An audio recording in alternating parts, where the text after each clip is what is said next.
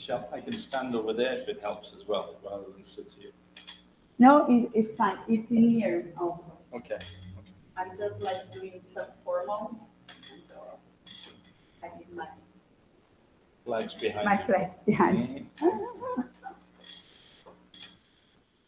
And we do have questions later on. Okay. So we are on. Good morning. We welcome you to the Physical Education Sports Research Seminar. I'm Michele Carbinatto, full-time lecturer from the Sport Department and Vice President of the Physical Education and Sport Research Commission. Today, we will discuss research within higher education and the process of writing, reviewing, and editing a research article. However, before starting our main moment, it's important to address some great information for you. This event is possible because of the partnership between University of São Paulo and the University of Campinas, especially with the Physical Education College and the Faculty of Applied Science.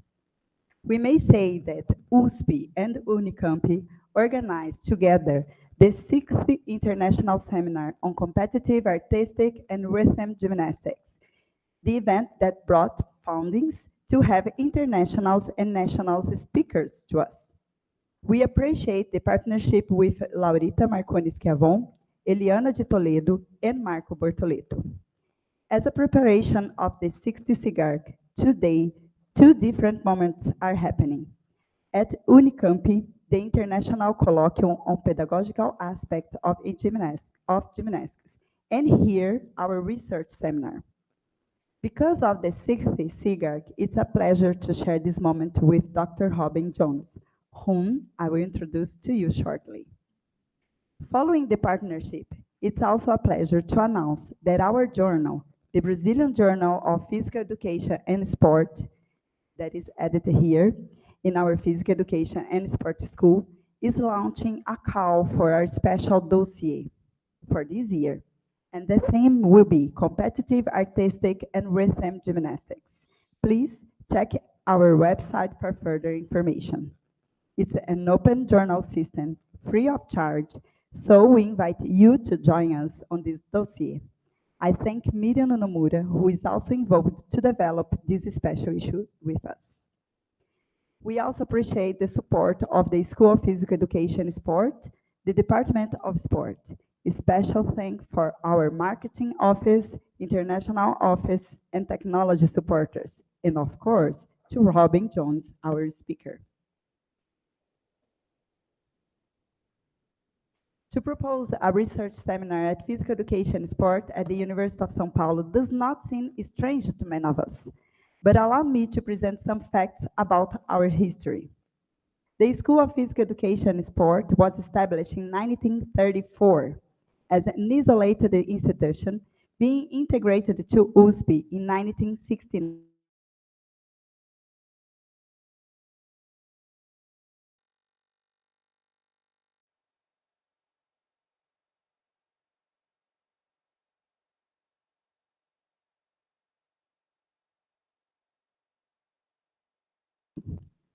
Both were pioneers in Latin America.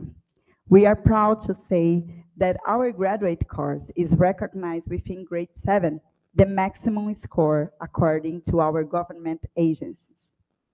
Nowadays, our school is one of the main, the main concern of our school is fostering the research area, aiming to establish and integrate the production structure of basic knowledge, applied, and technology. The organization of these academic, professional, and technical studies is made by 3 departments: sports, pedagogy, and biodynamics. Just for you, Robyn Jones, to have an idea, and for those who are listening and is away from Brazil. So in the biodynamics of the human body movement, we have many different study groups. For example, human motor systems laboratory, laboratory of biomechanics, laboratory of exercise hemodynamics, and so on. In the pedagogy of the human body movement, we have Sport Psychology Observatory, we have Group of Olympic Studies, We have an interdisciplinary study group on soccer, for example. And in the Department of Sports, we have the Gymnastic Research and Study Group, the Western Martial Arts and Combat Methods Studies, Group of Studies on Sport Management, Group of Studies on Soccer and Futsal, and so on.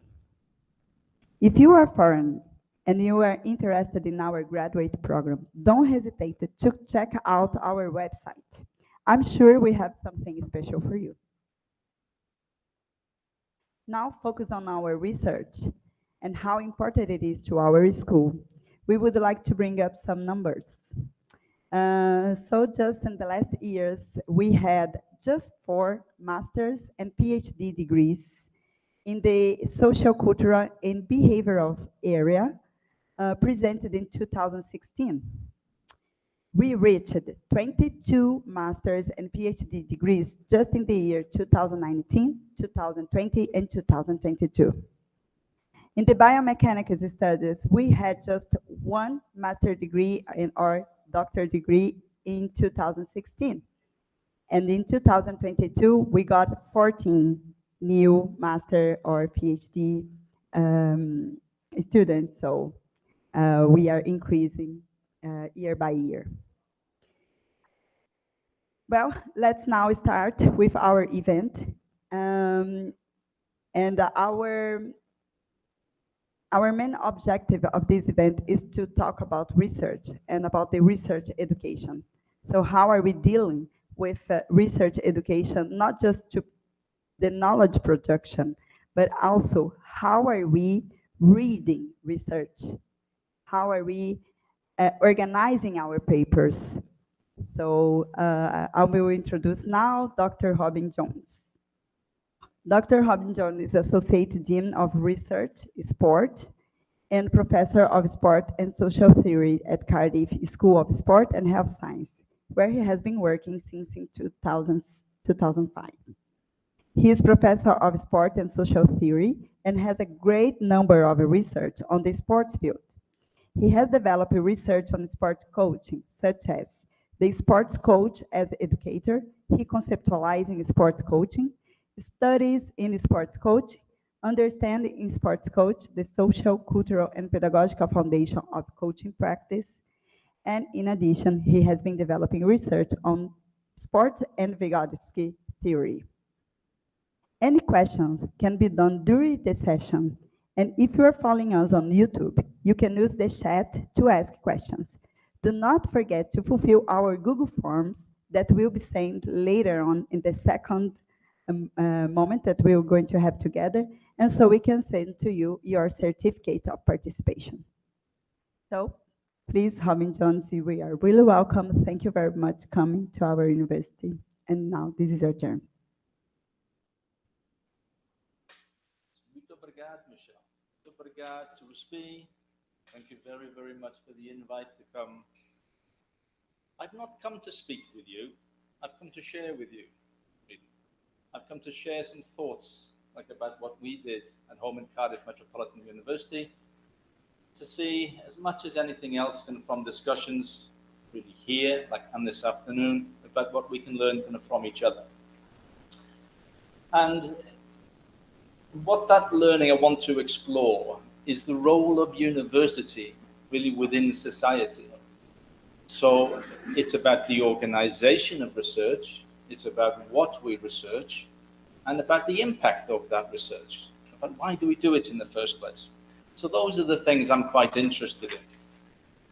So just to give you a plan maybe of what I want to share with you. It's a story, something of a personal history and a professional history.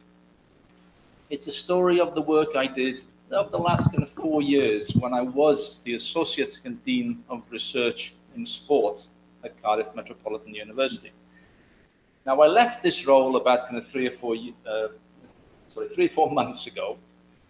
So I'm kind of looking back on it now about what I did and why I did what I did, and maybe about the results of it. So I think I'm in a nice space at the moment that I can reflect about the work that we did at the time. I'd also like to speak something about more of an inclusive research agenda. So maybe I speak less to experienced researchers than to young researchers. Now, I'm not only speaking about young researchers because they're young in years, maybe also sort of young in experience as well. And really, like what Michele said, I'd like this to be like a shared session, so it's an interactive environment. I know very well how hard it is to hold a student's interest for maybe 45 minutes or an hour. So I need your involvement in this, okay? Or a strong cup of coffee, like either one. But you can ask anything like as we go along, okay? Because I have some sessions inbuilt where I will be asking. But if you have something that you want to ask as we go, that's absolutely fine, and it's the same for the chat. So, just a little bit of background initially. So this is where I work at the moment. We have kind of roughly, let me say 13,500 enrolled kind of students. Okay, these are undergraduate students, maybe a bit more than that. We've won actually a reasonable amount of national awards over the past kind of 3-4 years. And we just last year we were the University of the Year. We were ranked as now there's lots of things that go into that ranking, some akin to the student experience, employment afterwards, but also research is a part of this. And we had a national, we had a national research exercise in 2021, and we were reasonably well ranked, really within the field of sports science, which is obviously the field I work in. So we were ranked well in that. So that's kind of something of the background about where I work, where I did this work at Cardiff Metropolitan University. Now, when I accepted the job in 2019, right at the start of 2019, that this was the overall kind of situation, if you like. Now, I was responsible for sport, is within the School of Sport and Health Sciences, which equated to about the research output and delivery about some 95 staff, of 95 academic staff and faculty. When I inherited the job, about half of which were what we would thought of as being research active. Now, there's a definition of what is research active or not, and I'll get to that in a minute. But about half of the staff. So some would say it's good, and some would say it's not good enough, because only half are research active. So just to give you like a little bit more on that, and all of the staff members, although only half were research active as such, okay, everybody on the faculty, everybody on the staff has certain hours within their workload model. We have a workload model, and they have a certain amount of hours, a percentage, really, that they ought to be spending on something akin to research and scholarship, which again, you can define that in certain ways. But there was an expectation that we all should be involved in research in some form or another. So in lots of ways, when I started, we had a lot of work. We had a lot of output. A lot of research was happening. But much was maybe round about the average and just above the average in terms of quality. Now in the UK, we have kind of standards of research that go from 1 star, 2, 3, 4. So 4 is the best you can get, and 1 is okay, and really all of those things in between. So we had a lot of research that was in between, kind of slightly better than the average. And so my job, as much as anything else, was to do more, was to get more output from staff and of a higher standard and quality. So that was the overall a task, like in many ways. So that was my remit. So one of the first things I did was to actually ask everybody, like even the research active staff, but ask everybody. I got them all in a room, okay, as best I could, and asked them what they felt the obstacles were regarding research, and why were not more staff actually engaged in research, or the experienced staff, why weren't they doing some more research of a higher standard? Why was research always seemingly last on the list? So I have to do my teaching, I have to do my marking, I have to do my administration, I have to do some enterprise work, which is the external, and then somehow research was reasonably low down on the list of things I had to do.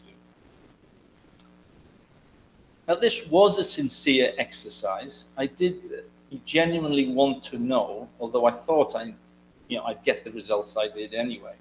But it was more really in relation to actually affirming individuals, to make sure that they had some kind of a voice, some kind of an involvement. So it was an exercise in affirmation as well as information. There was no lack of enthusiasm for the engagement in research. Everybody spoke about it and said they wanted to do it. But then they said there were many obstacles as to why they weren't able to. I'm sure some of these, which I'll give them now, that they will resonate with you, that you can read into these. And so these were the reasons why the staff weren't engaged in more research. There's little understanding about the role of research. As I said, research was always, more than always, looked upon as the last thing. I have to do my teaching first. I've got to do other things first. And so research was always something else. So I believe there was a lack of understanding about why do we research in the first place? Lack of understanding about that. There was also like a concern about, I don't have space. I don't have a capacity for research. I can only do it on Sundays, at weekends, or late at night. Again, this goes to, it's the last thing on the list. So there was a concern that I just don't have room within my workload. Like even though they had hours, like officially they did have hours on their workload. In some respects, there was a lack of research skills about knowing how. Now, many had their doctorates, so you could argue that they should. But once you fall out of research, it's hard to get back into it again. And so it's not easy. You don't remember exactly how. A confidence starts to come into it. So there was a lack of research skills, a perception of a lack of research skills. And then there was, this was one I didn't really expect to have, there was an indecision about knowing what. What should I research? I have students who do this and that and that, and what should I do? I have so many options, or I'm not sure what I want to be, or what is the area I need to specialize in. So there's indecision about knowing what. There was also kind of feelings of isolation, that I don't have a group. I can't speak to anybody about my research that would help me. So I'm my only reference point. And there's this kind of feeling of isolation as well. And this also kind of hindered more research. You have the generation like of more research. So on the basis of that, I told you I was going to inbuild some space for your thoughts and questioning, maybe something from the chat, Michele. But let me go to the audience first. Is there anything that anybody wants to ask about what I've said so far?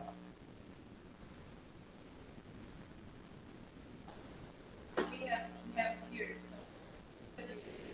See?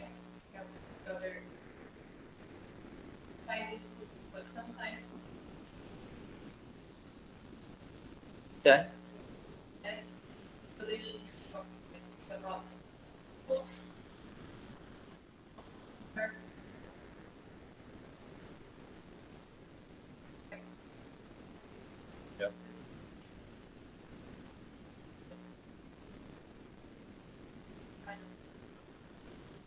It's more about the individuals. We had some loose affiliations, but they were usually kind of centered around a professor who was very, very research active, kind of herself or himself. So there was no overall plan or strategy in many ways. And so we had research, but they weren't speaking with each other because there was a professor who worked here, a professor who worked here, professor. So there was very little like intermingling, and they didn't know what each other were involved in. So there were elements of that, but I'm speaking more about this feeling individual here. Is there anything from the chat, Michele? Okay. I also said, Same. Okay, so this was my situation. So, okay, what was I going to do about it? So the first thing I thought of was the external option. Now I can increase research if I get in more research active staff or faculty, maybe from different universities, internationally, etc. But this is where you get a quite research active staff, because that's the reason why you're doing it. But it's a very expensive option, because if somebody already has a name for research, reputation for research, perhaps they want to bring a postdoc with them, perhaps they want to bring something else with them, maybe a lecturer. So the whole exercise becomes extremely expensive for university. But when I was reading around what you should do to improve research at a university, this was one of the suggestions, and a few have spoken about this. So if you do have the budget, then it's an option.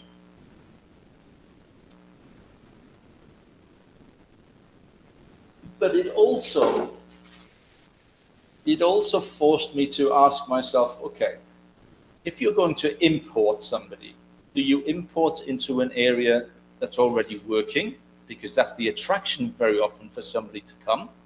Okay, you have a well-established area at this university, I would like to come to work with you. So that's an attraction for it. It's not always. So if you're really kind of feeding an area that's already working, so do you need to do that? On the other hand, if you're trying to get somebody in, again, somebody with a name, with a big CV and reputation, into an area where there is no research, I mean, will they come for that in the first place? How will they view the job? And the view of the job is more about them research. They're trying to get people around them, like interested, like in an area that we don't do. So that's a problematic thing in itself. And so the strong gets stronger, rather than looking at, okay, well, what do we want to be known for in different areas? We're already good at this. So it wasn't an option, although it was an option I kept in the background, and I want to return to this a bit later. So rather than going for the external option, I thought about the internal option.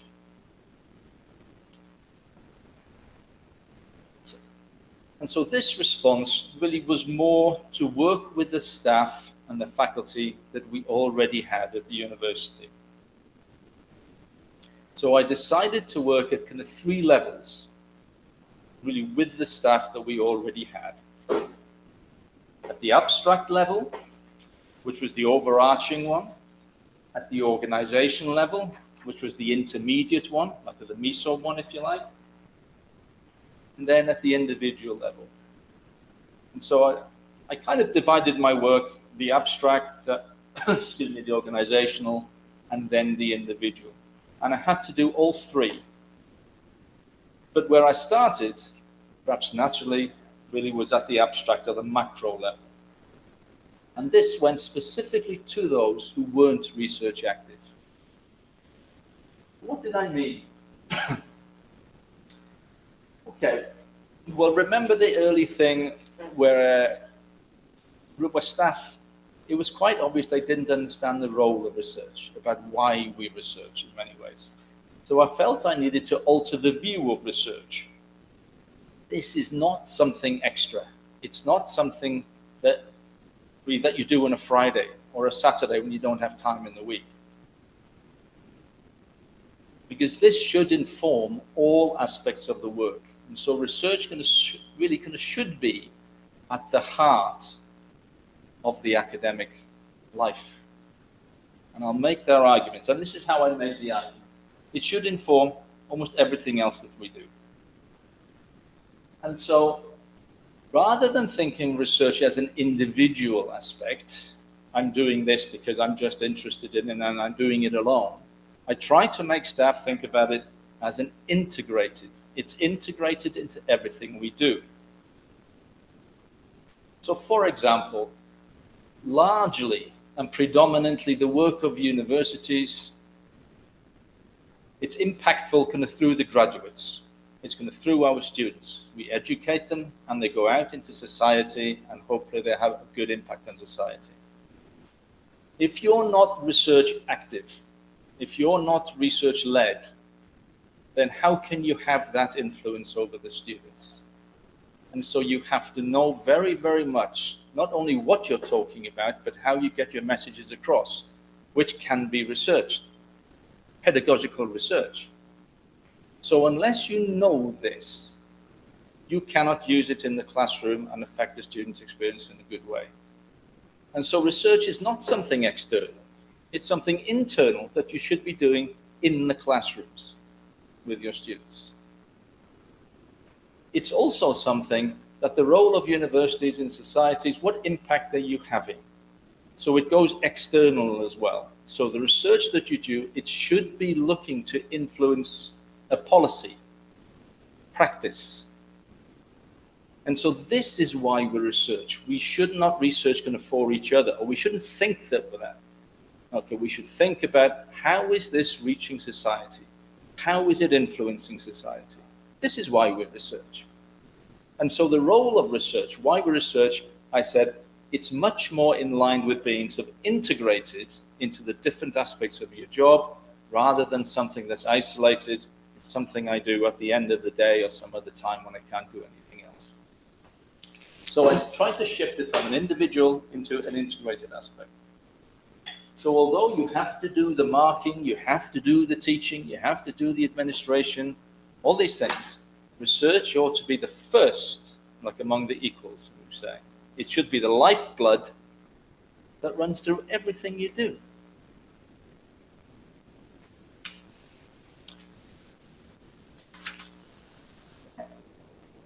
Okay, yes, yep. Okay. So when we talk about from individual integrated aspect, I would like to know a little bit more. How do you deal with the student expectations? Because this is obstacles that we do have in here. Sometimes the student, they goes to our research group or to some laboratory and they have a curiosity, they have a main question.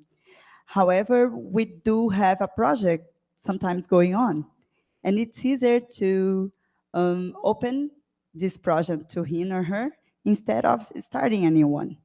And sometimes these students, they just get not that much motivated, and sometimes it doesn't fit on their expectation, and we lose them. So how do you deal with this idea of the student expectation and what the professor or the lecturer has been doing already? It's always a difficult one, but I'm speaking about, kind of staff here, really. But it goes to the organization of research.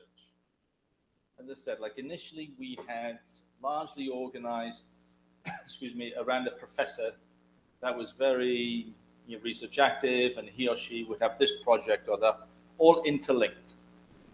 So maybe if a younger member of staff arrived in or a student arrived in and they weren't very aligned, or maybe there's no room for them in this, then they would leave.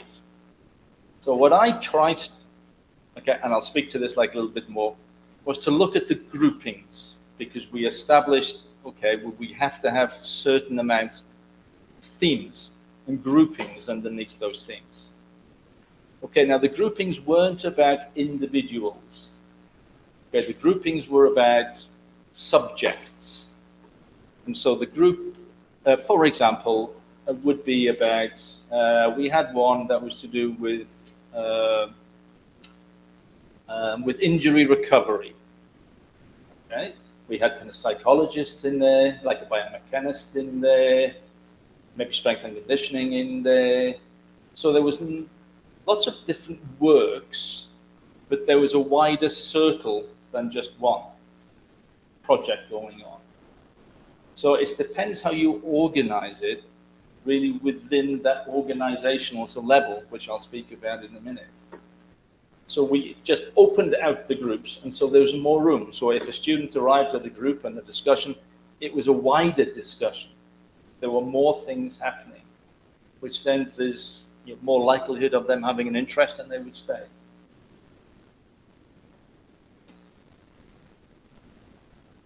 It looks like many leaders together, because then we have a biomechanical leader talking about knee injury, and then we have someone from the psychology aspect and how to deal with all this. I tried to move it away, although not exclusively, okay, not organizing it along the lines of disciplines, biomechanics, sports psychology, sports coaching. And so it wasn't along the disciplinary lines. I mean, some were. Coaching was, for example. Okay, but this is what the staff wanted. But some of the, as I said, some of the groups were organized just on issues. I mean, one of the groups was around qualitative research and social methods. And so their discussions, some was about ethnography, interviews, phenomenology was a part of the discussion, but it wasn't about one thing.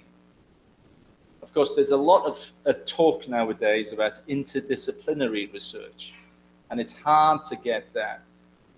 But this was an effort at that. And so you were thinking about how to solve things, how to address wider issues than just, I'm just a biomechanist, or I'm just a physiologist. I don't do that. So I tried to widen the lens of things. What I did, again, like every group, had a leader. I asked the group to do that. Okay, they had a certain amount of hours on their workload, so it made them accountable. And so they had to lead the group, and sometimes it wasn't easy because you had all these different interests. But that was their job, or a part of their job.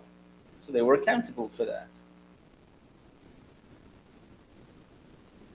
Yeah. Okay, so working at the abstract, it goes to some of the discussions that we had here now. Okay, research is not individual. It is not only yours. It is all ours. And so you shouldn't think of it as just your little empire. So a different view of looking at it. So research goes to kind of student learning. And I argued with the young, perhaps member of staff, if you don't know your research well, your subject area very well, and you're not active in it, investigating it, how can you give the best experience to students? And so you're obligated to do this.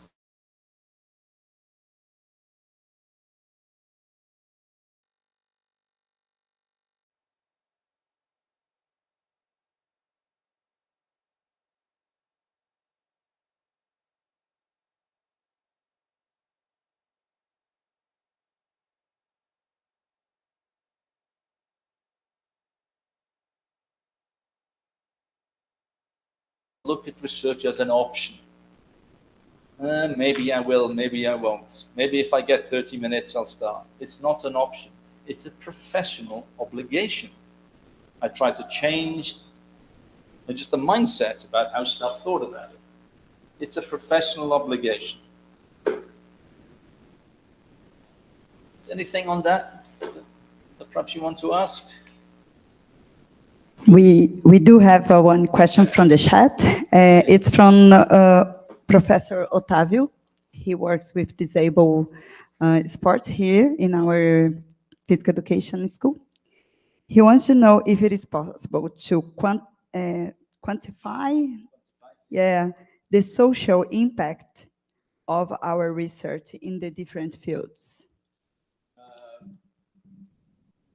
Yes, it it is not always easy. We have an exercise in the UK.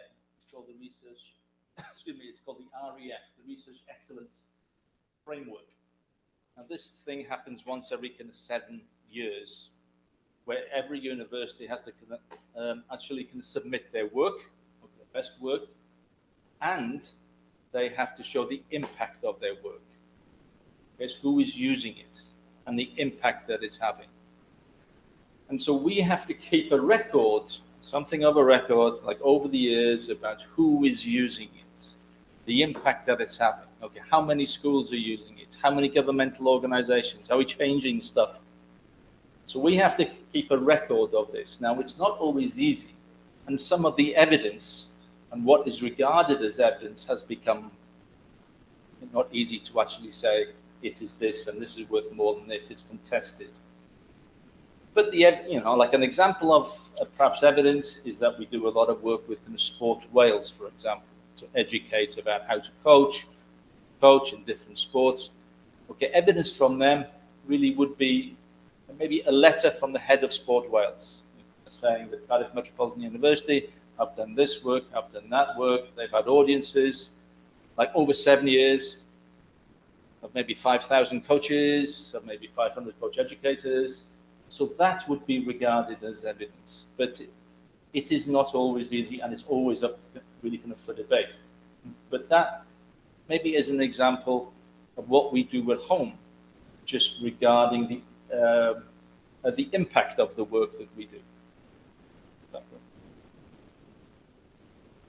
So, okay, so this really was the abstract level, a changing way of thinking about research. Why do we research? What's the point of it? And this made staff really kind of think about it. Okay, probably need to engage in this so I can be a better teacher, so I can be a better maybe external engager to the civic engagement agenda. So at the organizational level, okay, the meso level, what I tried to do here was to make research actions more unified. Now, we had a staff of close to 100, and as I said before, there were lots of research happening, but lots of individual research, lots of individuals that were doing their own research. Now, I believe in academic kind of freedom, absolutely believe in academic freedom, but also I believe in a professional obligation to the university that you work for and to the field. So what I did here, which I hinted at earlier, I established research areas. I asked the staff for them. And so we developed research areas. We had 11 research areas in sports. For example, as I said, injury rehabilitation, coaching, applied sports psychology, working in demanding occupations, lifelong learning and physical education. Yeah, so they grouped around them. And I had a research lead. And so I asked the group who they want to lead. We had a little interview in the chat about the role, obligation. Then I made them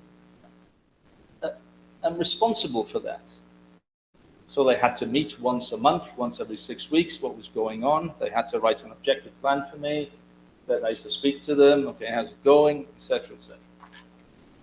And this goes to the learning with involvement with others. What I was trying to do here was to make research more kind of focused, and also to lessen the isolation that we spoke about later. They had groups. They had meaningful groups. Okay, some researchers had to shift their identities and shift their interests a little more into some of these groups. They had to do it because otherwise they would be working in isolation again, which wasn't always easy. It's not easy for them because research is really who you are. It's tied with your identity in many ways. And it also, and I brought this up at the management, it kind of forced us to really think about what did we want to be known for, really, as a school. like as a university. So again, we had lots of research happening, but what I wanted to do was to arrive at a bit more kind of specialization. You can't be good at everything all the time, otherwise you spread too thin. So by doing some groupings and being more kind of focused, we had to make a decision. We want to be known for something. You want to do sports coaching? Look at Cardiff Met. You want to do this? Look at Cardiff Met. And so we were involved in these sorts of actions, conversations at the management level first, and then at the intermediate level. So, also at the organizational, I wanted to try to make research easier for people. Make it easier, don't make it hard for people. Because if you win them over, okay, I look upon it in a different way, and yeah, I'm in groups, try to enable them. Make the groups enabling groups. Try to make sure we had a bespoke research officer. She or she was really kind of focused on maybe helping the grant writing, perhaps kind of helping with writing itself, perhaps where to go to look for grants and to give advice on these sort of things. And so she was very good with this. So I made sure that there was enough space. I mean, we did have this, but I wanted this more focused and just within my area of sport. Also established, kind of seminar series. Again, we had something, but not really. And the seminar series was not just in relation to, okay, well, I do this research and I show my research to you. A seminar series was how to think about life history methods, oral history, lived experience. It was about the methodologies that we use, as well as the subject. So it was educational, like in many ways, not only about the what, but about the how of research. Again, what I was trying to do was to address the issue, the obstacle. I'm not sure how to research. And just to explain a little about this kind of seminar series, which I thought was good in lots of ways. I wanted more than just a researcher kind of sharing his or her research. I wanted a theme in this, upskilling staff about research. And so the focus was about announcements of external funding. Now there's lots of this about, there's less of it for us now, unfortunately, excuse me, as a result of leaving the EU, but still that we do have these. So the announcements of these, just making sure everybody knew about them. In grant writing seminars, just make sure that staff had feedback about, okay, now this is important when you write really for a grant, external funding for your research. How to analyze your data. This is something that we spoke about in the car. Now you analyze your data, you just don't present it. You try to get what is the meaning? What are the meanings within my data set? Not just what is said, but what is meant by what is said. So you must use almost an analytical imagination. How to write in a proper way. Now this may seem very, very obvious, but sometimes it's hard to write an abstract. 150 words where you do have to summarize everything. How to structure. This goes to some very early researchers and some of the PhD students. How to do a literature review. And not how, but what is a literature review actually for? To ask those fundamental questions, because once you know what it's for, then you can start to address really the how. And you'd be surprised. Everybody takes it for granted. But what's it for? Largely, these were for staff. Largely, although students were also invited, but we also had specific graduate students kind of seminars as well. So, the similar themes, not quite the same, but similar themes, just aimed at a different level of academic. So we aimed it specifically at PhD students, who were more, I guess, more able and willing to speak and to come back and to discuss, rather than in a forum with senior members of staff. So we had that. Yeah, another thing that what we did, and this was not my initiative, was that we reorganized lecture times. Now that we have lectures in half-day blocks, and the rationale was we get students in for a day, and they have to be there for the day.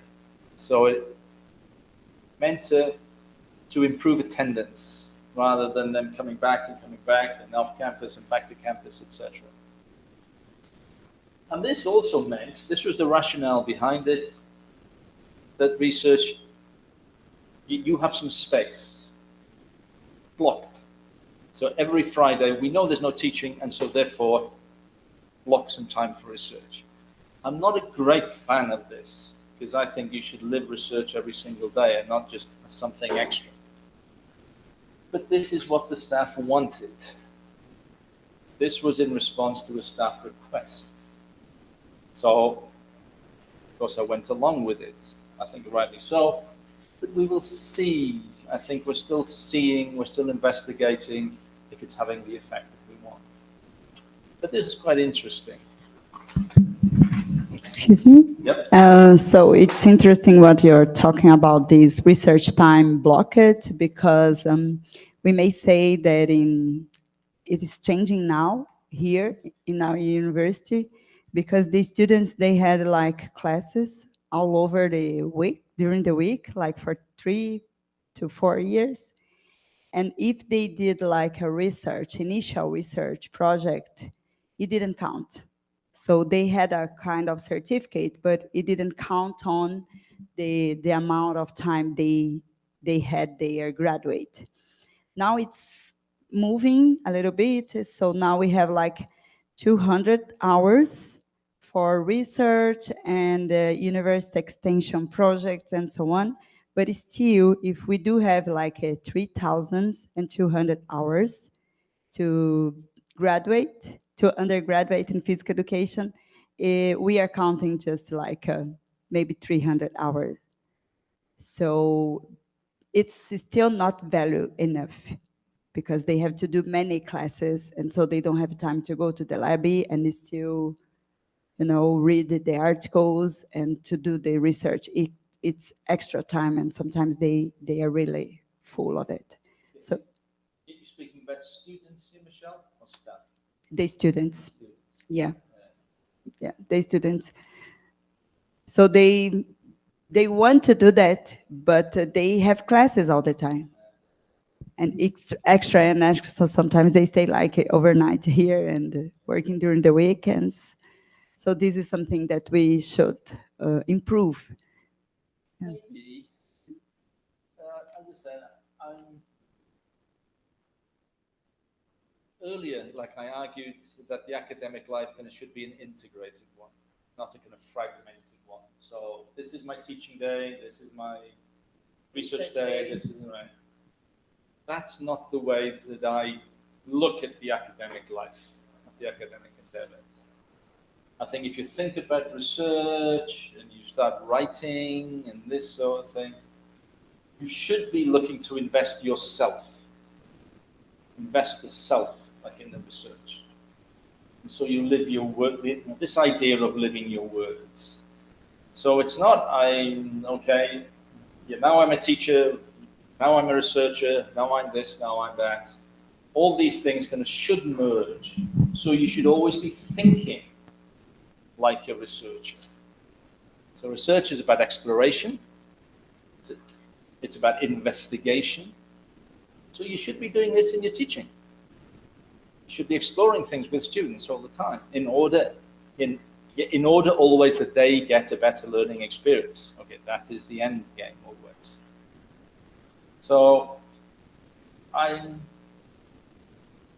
it seems as if it's working in lots of ways, although I'm not sure it's a good way to live as an academic. I'm not sure it's a good way to think as an academic, but it seems to be working. So it's interesting to see how it will work in, you know, like in future, maybe when everybody gets used to it and tired of it, maybe. The last slide. Yep. You were just talking about the stigma. The previous slide, please. The previous one. Yeah. The seminars. Who is organizing? Okay. I ask a professor to do it. So each team is a professor. Who's teaching? Yes. Yes, somebody different. Yes, somebody different. See. Because we have some Yeah. that goes through the semester. The work is, I see those are things that Yeah. can apply on Yeah. area. So it's the intern works, not that you were asking like we're doing right now. You talk about Hmm. so it's work, right? Yes. Yes. Although it's mixed as well. So if you look at data like analysis, it's not the same. It's not the same for a physiologist who operates with a positivistic mindset, and to someone like me who operates with an interpretive mindset. And so with this, we would have a physiologist or maybe like a biomechanist here, and you'd have someone like me who does kind of social stuff here. So we give that perspective, we give this perspective, there'd be a debate with the audience, like etc. In the interests that the students and the staff learn from it. So it's not just this is the way, this is the only way. Okay, these things are you have to think with, okay, not just to perhaps obey without questioning, sense making. Also about this topic, we also talked a little bit during the drive. We may say that it looks like here in Brazil, at least, and you correct me if I'm wrong, if we go to a physical education congress or a seminar, we don't pay attention on that. So we don't organize a round table, we don't organize a moment where we can discuss research methods or where we can discuss about granting, about writing projects and so on. So this is something that we must be aware. And also what Larissa said is that we do have some classes, mandatory for our students to do that, but it seems like this is a little bit bigger. This could be a project of our physical education and sports school, because it looks like it's very isolated inside the classes, which of course it's mandatory, it's fine, but it doesn't mean that we are going to go further. Sometimes it's just information, but we don't do that in practice. And also one question is, some students, they can just ask, why should I do research? Or why should I learn about research if I'm going to be a personal trainer? We have a big thing at the moment within coaching in particular. We have academics who study coaching, and practitioners who do coaching. And they don't speak with each other. And so one group, it doesn't see the relevance of the other. The other group just ignores the first because it wants to speak about other things. I think that's been very, very harmful to the area and to academics as a whole, really. Because the best research has emerged out of the practice. So if you want to learn to be a personal trainer, who wrote the book in order that you went in to get your degree from, or your master's degree from? Because somebody sat down and started to think about, actually, if you want to be a good personal trainer, the good practice, you need to think about A, B, and C. And so they kind of theorized it. They thought about it and theorized it. And so to say, well, I don't need to engage with this, or that you write something in a way that's not relatable, it doesn't make sense at all to me. Again, it goes to, why do we research? What's the point of research? It's meant to have an influence on the practice. Now, I think there's fault on both sides here. I think sometimes there's fault on behalf of academics because they write in a way that's very difficult for many people. But also there's fault really on the other side. The practitioners who don't work hard enough to actually access some very interesting knowledge. And so some of us are trying to break down the barriers. And so one can speak to the other. One can inform the other with both ways. Your practice can inform the theory, and theory in turn can inform the practice. And that's what should happen, if both are good enough. So again, at the organizational level, what I also did, and remember I was trying to get more research done here at university school. Mentoring scheme, where I asked the experienced researchers, professors and associate professors, if they would like to act as mentors. And a lot of this work was already happening, so I formalized it. And anyway, they all said they would like to do it. They all said they would, so I said, okay, this is your chance to do it. Now, a lot of it was already happening, but informally, and so I formalized it. So I've tried to match the experienced ones really with the less experienced ones. Here's what I did. I had a list of staff who wanted and are willing to be mentors, and their areas. I can mentor in biomechanics, So a list of about 11 senior staff, and I circulated this amongst all staff. And if you want to, just link up with this and loop me in so I can have a master list. So then establish relationships, and then I'd follow up on those. And so a mentoring structure. I also had, because when I accepted the job as long as I could do certain things, because otherwise I wouldn't have. And I was allowed to have a research objective into every work plan.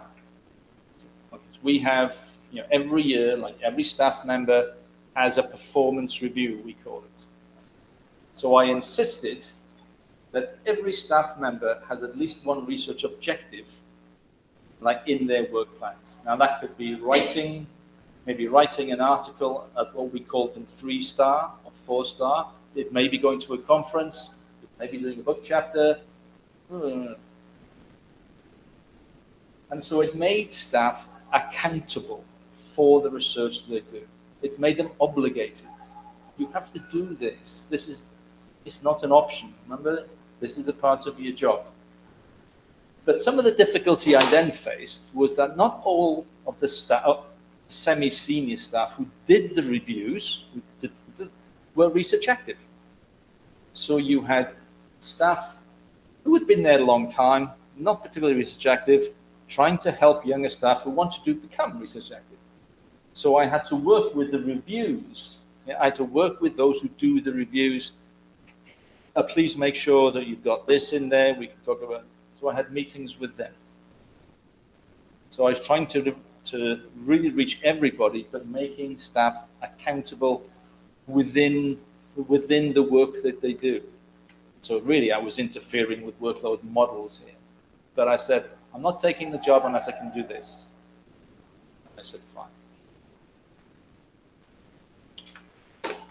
So others, I don't know, excuse me.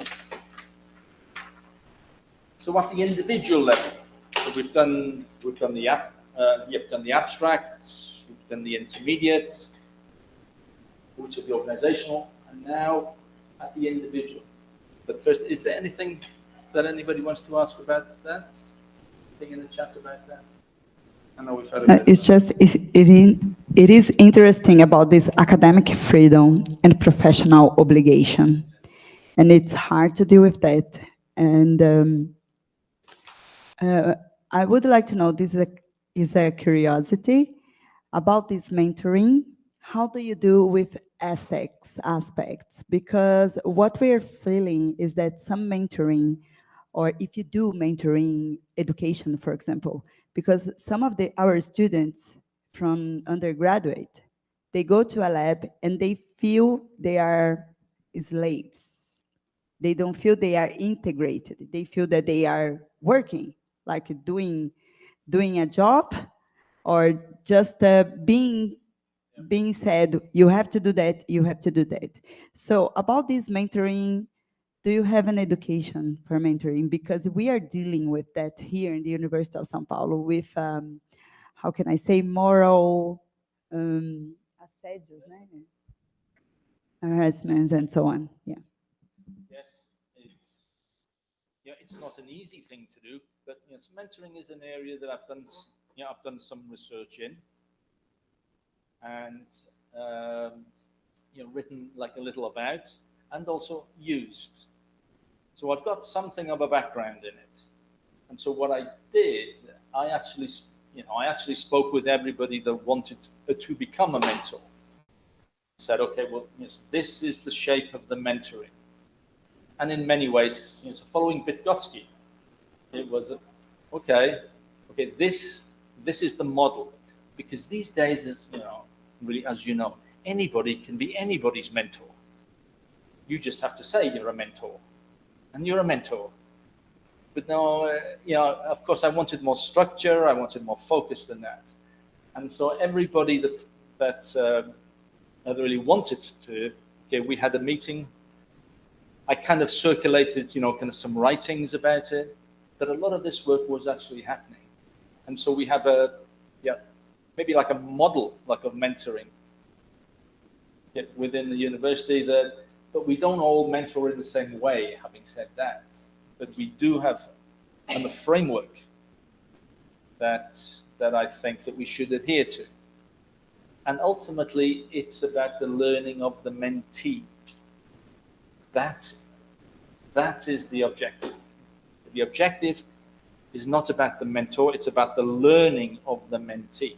Sometimes you're like a little bit harder, and sometimes you're softer, and sometimes, but always the learning of the mentee lies at the heart of the enterprise.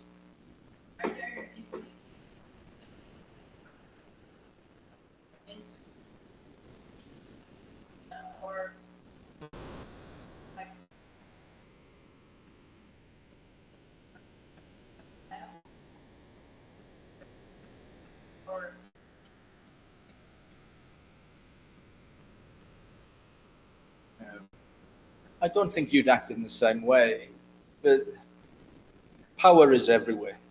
I don't think you can escape it. It's not a good thing or a bad thing, it's a thing. It's how it's enacted makes it good or bad. So even a professor with another professor, there's always a power dynamic that's going on here. And if one is asking somebody for advice, one is behaving in a role of a mentee, like in a mentor. Now, you're not always going to exist there, because on another subject, that may really be altered, that relationship. But there's always, you're trying to learn something from somebody, and that somebody is acting in a way that they can help you learn it. That's what mentoring actually is at the heart, at the essence. So it can never be sort of 50-50, because that's just a meeting. That's not mentoring. See? So, at the individual level then, okay, now the abstract and the organization levels were very important. I could not have done it without that. I could not have done it. But the real work was done at the individual level. So I had to speak to many people on a regular basis, especially the research leads. I put authority in them, I put status in those, because they were the ones who influenced research within their groups. So I had to speak to many people, especially the research leads, on a regular basis. How's it going? What else do you need? Yeah, is there anything I can do? Etc. So this kind of invisible social work is what makes structures work. It's great to have structures. All the groups, research leads, you've got to speak to people. You have to interact with people as best you can. So how did I do this, really? So how did I do this? Well, for some, there are extrinsic rewards are important, and that's okay.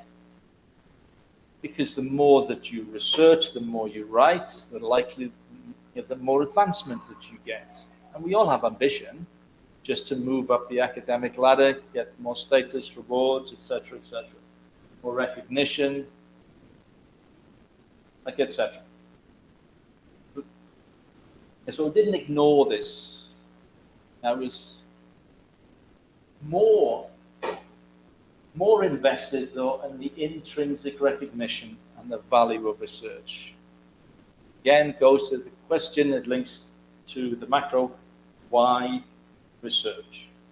So this was about your development. And I speak a lot about who do you want to become as a researcher? It's okay that you're able to, and I can write this, and I can write that, and I can write that. But what does this say about you? Are you invested enough in your own research agenda? Not just because you're able to, and your work is accepted, because once your work is accepted and you have your name next to it, you have to stand by that. And are you happy? Is it a reflection of yourself? I also wanted to make it an enjoyable experience for staff where they really saw the value of research. Okay, so this is why I do it. I understand the impact I'm having, and I'm really happy with what I've written. It's a reflection of me and my developing identity. And so I wanted to make it enjoyable, but as I said, I wanted to make it integrated. So it informed what you do with students, more than anything else. Also external, also having your name out there. But the main thing was knowing you're giving the students the best experience that you can. This is why we research at universities, especially at universities like ours. So just other developments, just going to, so those are the big three things. So there were other developments. Had to try to make sure the website was up to date. Oh, this was terrible. Trying to get this, and it's difficult. The bureaucracy, maybe we're understaffed. Had to try to get this. And so the outward facing. And so when anybody was looking in at Cardiff Metropolitan University, okay, now we know exactly what's going on and who's doing what, and so I get an email, So this outward looking face for research is important. Again, is trying to focus firstly on what do we want to be known for, and once we're reasonably happy with that, is to expand into other areas. So it's not to isolate the strong away from the weak, it's to ensure that we're happy with what we want to be known for, and then go into other areas and try to develop and expand those. We have a staff development fund. So every member of staff, every member of faculty gets approximately £1,500 a year for academic research-related work. Now, when they used to apply for this, they could say, I'm going to a conference in Sao Paulo, and I'm staying for a week or two. And okay, I said, okay, what's the research objective in here? And unless that they said, well, I'm going to explore something with Michele, and we're looking at this paper, and we're looking for that, it has to have that. So they have the chance to get a reasonable amount of money, but it's got to be tied to an outcome, to research outcome. As I said before, I try to link in more active with less active researchers, again, within the groups and within the mentoring structure. Yes, this was why I put them in place. So the less active learn from the more active. And then regular formal audits. Where are you with this?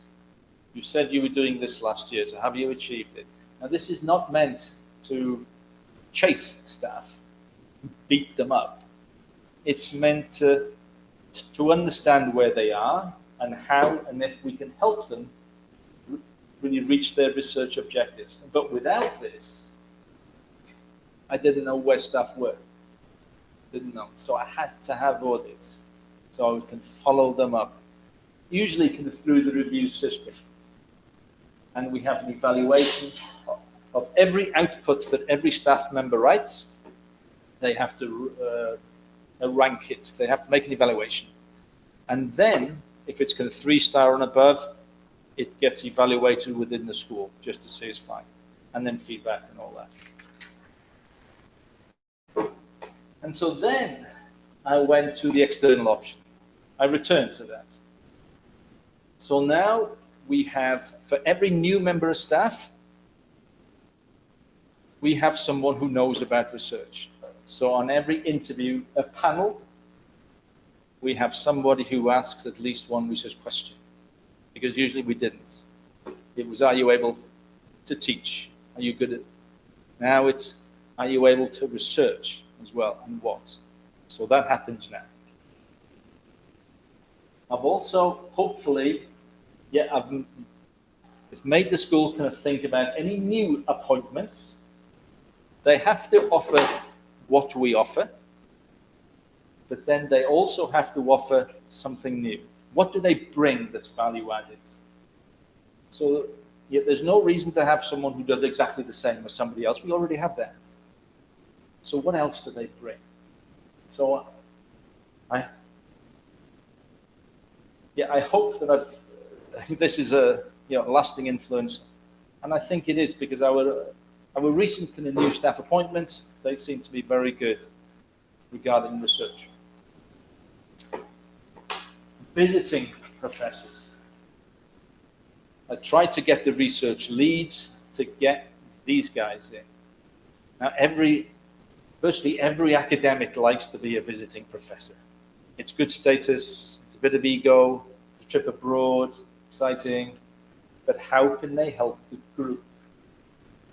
How do they help the group? So it's not that just, okay, I'm a friend of Michele, so she becomes a visiting professor. Okay, Michele would become a visiting because she can help the research of the group. And that has to be made. That's the argument that's got to be made. We can make that, fantastic. So this is the external, to enrich what we already have, link up with the research group, and also, again, it's making a decision, who do you want to collaborate with? Sending emails on a hunch. I've never met this person, but I like their work, I'm going to email them. Be brave. What's the worst that can happen?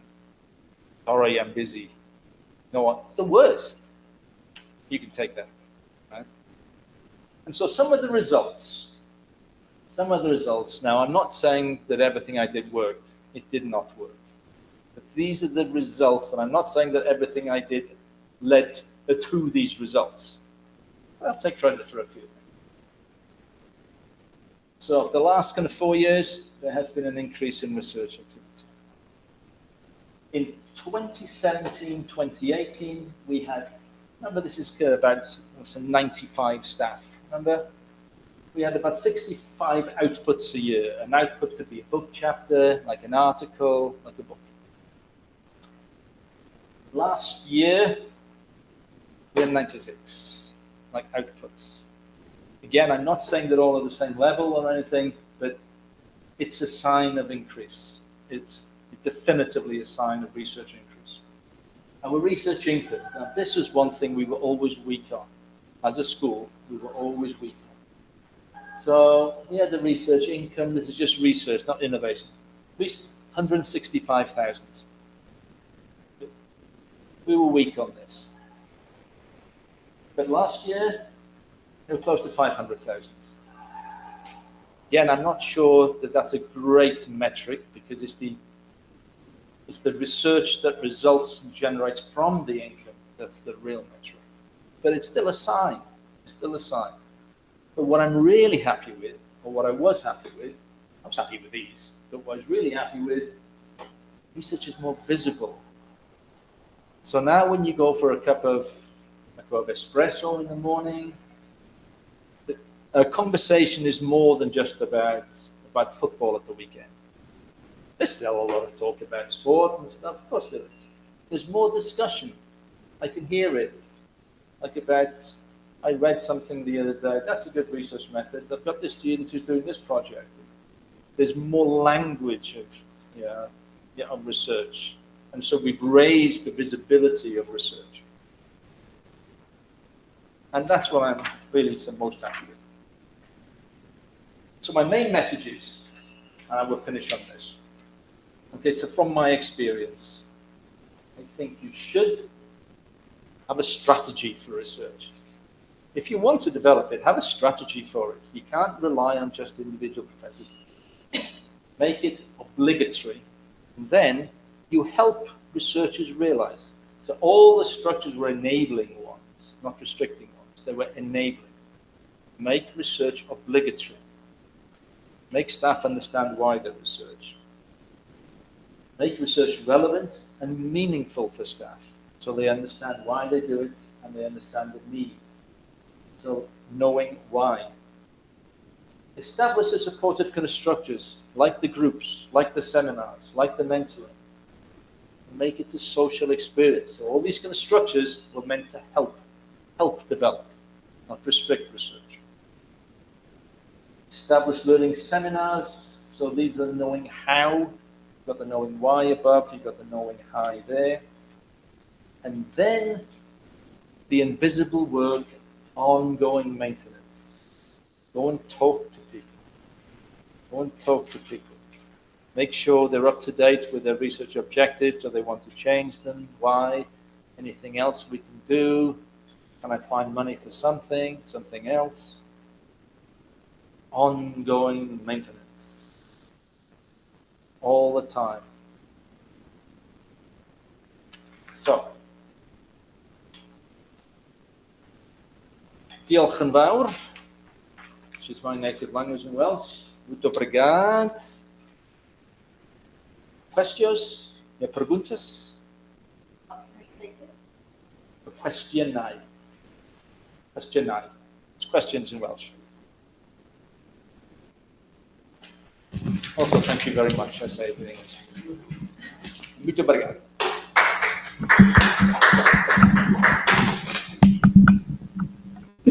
So it's very interesting about this mentoring model and framework.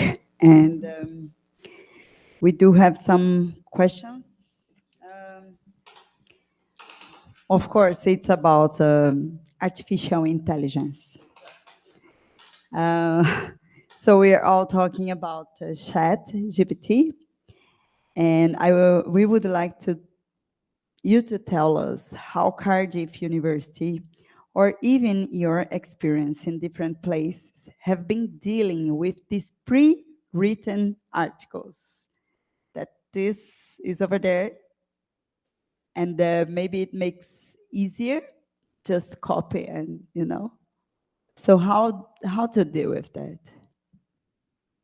Plagiarism, when you just move work across, that's not your work, but you pass it on as your work.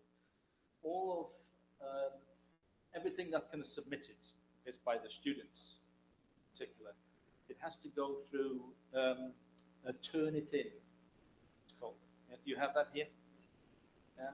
And so that will kind of find out if there's the overlap in between what you say is yours and maybe what's happened somewhere before. So perhaps you submit an essay and it's got sort of 40% exactly the same as the words and somebody else. That's a problem. That's a big problem. But every single essay, from first essay of an undergrad to a PhD thesis, it has to go through that. If it's 15%, 18%, usually that goes to references and stuff like that, and that's not so much a problem. Yeah, so we do have that. If you think about the wider issue, it seems to be something of an epidemic in higher education. I mean, you'd have to speak to somebody within our library services, which knows a lot more than I about exactly what we do about it. So I'm not the best, but we do have certain kind of safety nets that that should be able to to actually find out if the work submitted is actually yours or is somebody else or artificially generated. Yeah, because what we have heard is that, and we tested a little bit, it doesn't match with plagiarism because it's different. It's artificial intelligence. They do a new version, so it's quite hard, and we need to know a little bit more about that because we need people to know how to write, how to edit it, how to write a nice project for a grant, and we don't want to lose it. If you're looking at the PhD students, you see drafts. Yes. You see early Yes. draft, and feedback and development, and so you can follow this. If I was to have a PhD student and the first draft was wonderful, it's either that I would know that they're a fantastic student, or I would have, let me investigate this. This is something that we are talking about the process. So maybe we're going to have more get together and follow with more and more papers like during the years of master degree or PhD formation, education. Questions from here?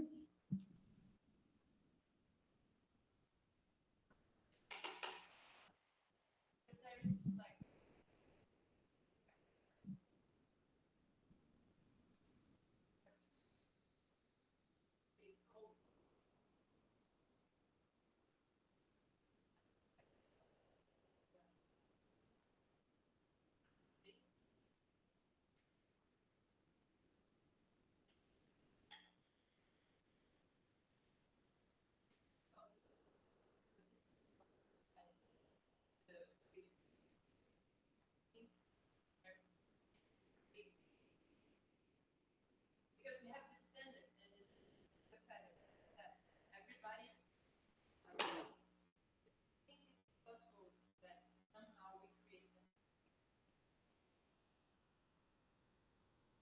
Can I just ask for a definition of science here? Are you talking about hard sciences or just research in a general way? yeah, because of hard science, we're not thinking about like this thing now, right?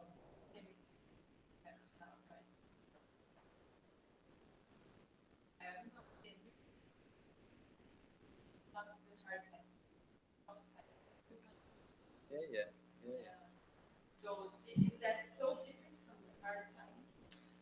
Yes and no in many ways. Sure. Within the harder sciences, there are traditions of research and conventions, like a research that are very difficult to move in many ways. Like an article, you have an introduction, you have a name of the study, something of a literature review, a big methodology, results, discussion, and conclusion. And so 5 sections. And you see these regularly all the way. And there's a reason for that, because it shows that systemic working through the rigor of research. But it doesn't have to be like that. It doesn't have to be like that. I have seen articles in some journals where they start with the results. They start with the results and then they justify how they got there. So it's almost like a different way of organizing. But one of the reasons I asked about the literature review earlier. So rather than just say, okay, this is a literature review, within the seminars, why do you do a literature review? Why do you do it? And usually the answers are about, well, it kind of shows mastery of the field, that you know what's there, you know where your work fits in the field. Largely. It's almost a rationale for the work, but it kind of shows that you know about stuff. So, if that's the objective of a literature review, why can't you do that in the discussion? Because that's what you're doing in the discussion in many ways. You're showing where your work fits you have the uniqueness. So it depends on the journal that you want to actually write in, because some editors would say, no, but some would welcome it. And if you look at, some methods, for example, that ethnographic methods can go to interviewing and observation. What about, photography? We've done some, excuse me. We've done some of this work, photographic work. We've done some visual ethnographies. We've done auto ethnographies. So you look at the journal that you think can actually accept this sort of methodology, which is not always mainstream. And there are so many journals now. So if you did want to drift away from introduction of your literature methodology, you do have the chance to do it. You do have the opportunity. It's hard if your supervisor says, no, I want this. That becomes something else, a problematic scenario. But this is where the kind of structures, or you have to have a strategy, I believe. You cannot let just discipline-related kind of profs run it. Because I don't think it's in the interests. It's not in the interests of the university, in a general sense now. It depends who they are, of course. They may be very open, and that's great. But you don't have to stick to the main road.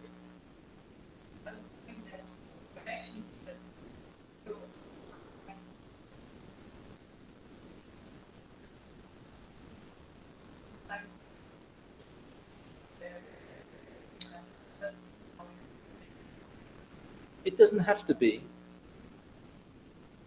A structure is a structure. A convention is a convention. It's just how you think about it. A convention enables us. Okay, now I know. I've got these things I've got to do. So it's good in many ways. But it can be bad if it's restricting you. So it's how you think about it and how you engage with it that actually really matter.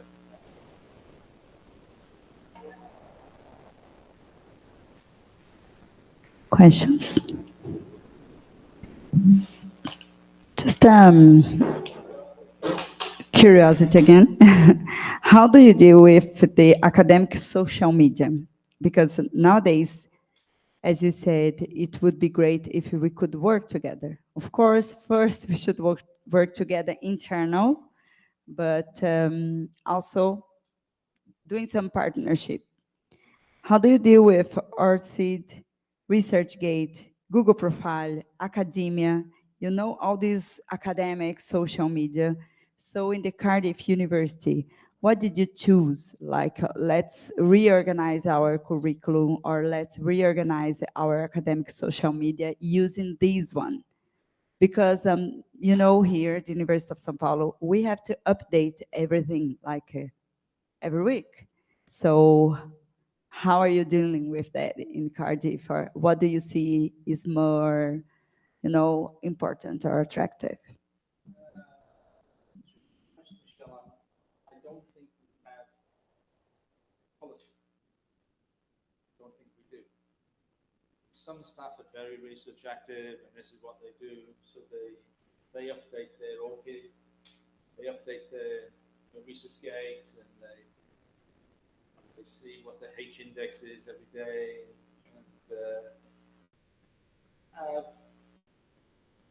But that's the way that when external individuals can look at them and say, follow, they can see exactly where they're at. So I'm not saying it's a bad thing, but I don't think we have a policy to actually say, well, everybody has to do it. I think there's a danger as well that there's so much about the managing of research and presenting of research. There's going to be so much about it that you end up, you're doing all that, not research itself. So, it's like teaching in a way. There's so much administration that goes in that you spend the energy there rather than in the classroom teaching. And it's the same for research. So I was aware, despite, I'm a big advocate of structure, as you know, but I was always aware that if I'm asking them to do the plans and the monitoring and meetings and stuff, when are they going to have the space to do the work?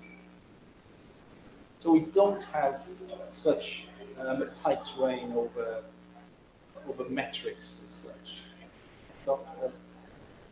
It's a good thing, but it's also, I think it has a bad side to it as well, that you can overly focus on this. Okay, no questions from the chat. And nobody?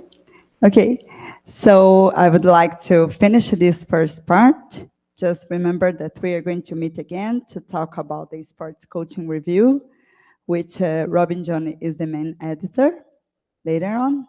And I'd like to thank you, Rob, for now, and thank you for being here, and thank you for those that follow us on YouTube chat. So thank you.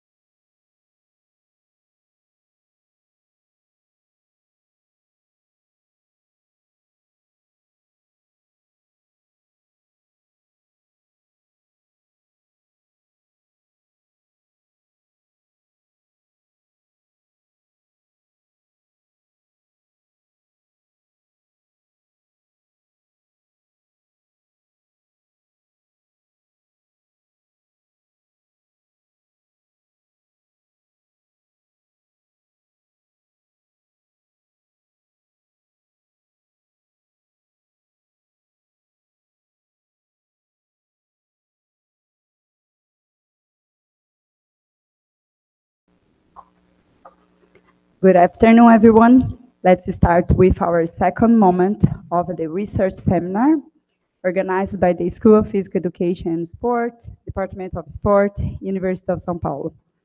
I'm Michele Carbinatto. I'm in charge of this event, and I would like to thank Robyn Jones to come here in our university to talk about writing, reviewing, and editing, some thoughts to consider. I would like also to thank the University of Campinas, in which we have an agreement to have Robyn Jones together, and also our competitive artistic and rhythm gymnastics seminar, that is going to be in the next 3 days at the University of Campinas. So Robyn Jones, thank you again. And if you didn't see our first moment, please check our YouTube site, because it's over there, all recorded what we have discussed already. Now, we are going to focus on the Sports Coaching Review journal, in which Robyn Jones is the main editor. So Robyn, the word is with you. Thank you.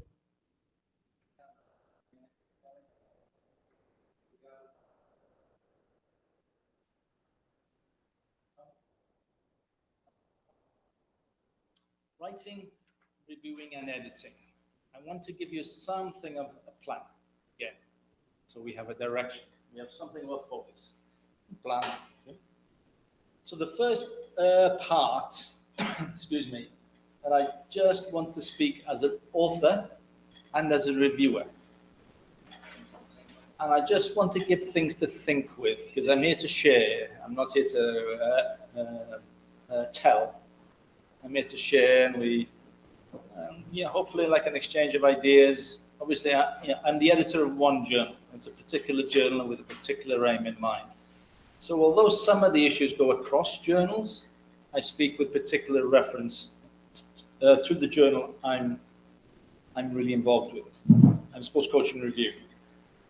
Okay, so I start with really as an author and reviewer, and then I'll speak as a general editor. And I'm also on the board of other journals, so I have some experience of not actually kind of shaping things the way I'd like, but making contributions to things. So I'll be speaking about like as a general editor. Then I'll do something about rejections, because we all have them. We all have them.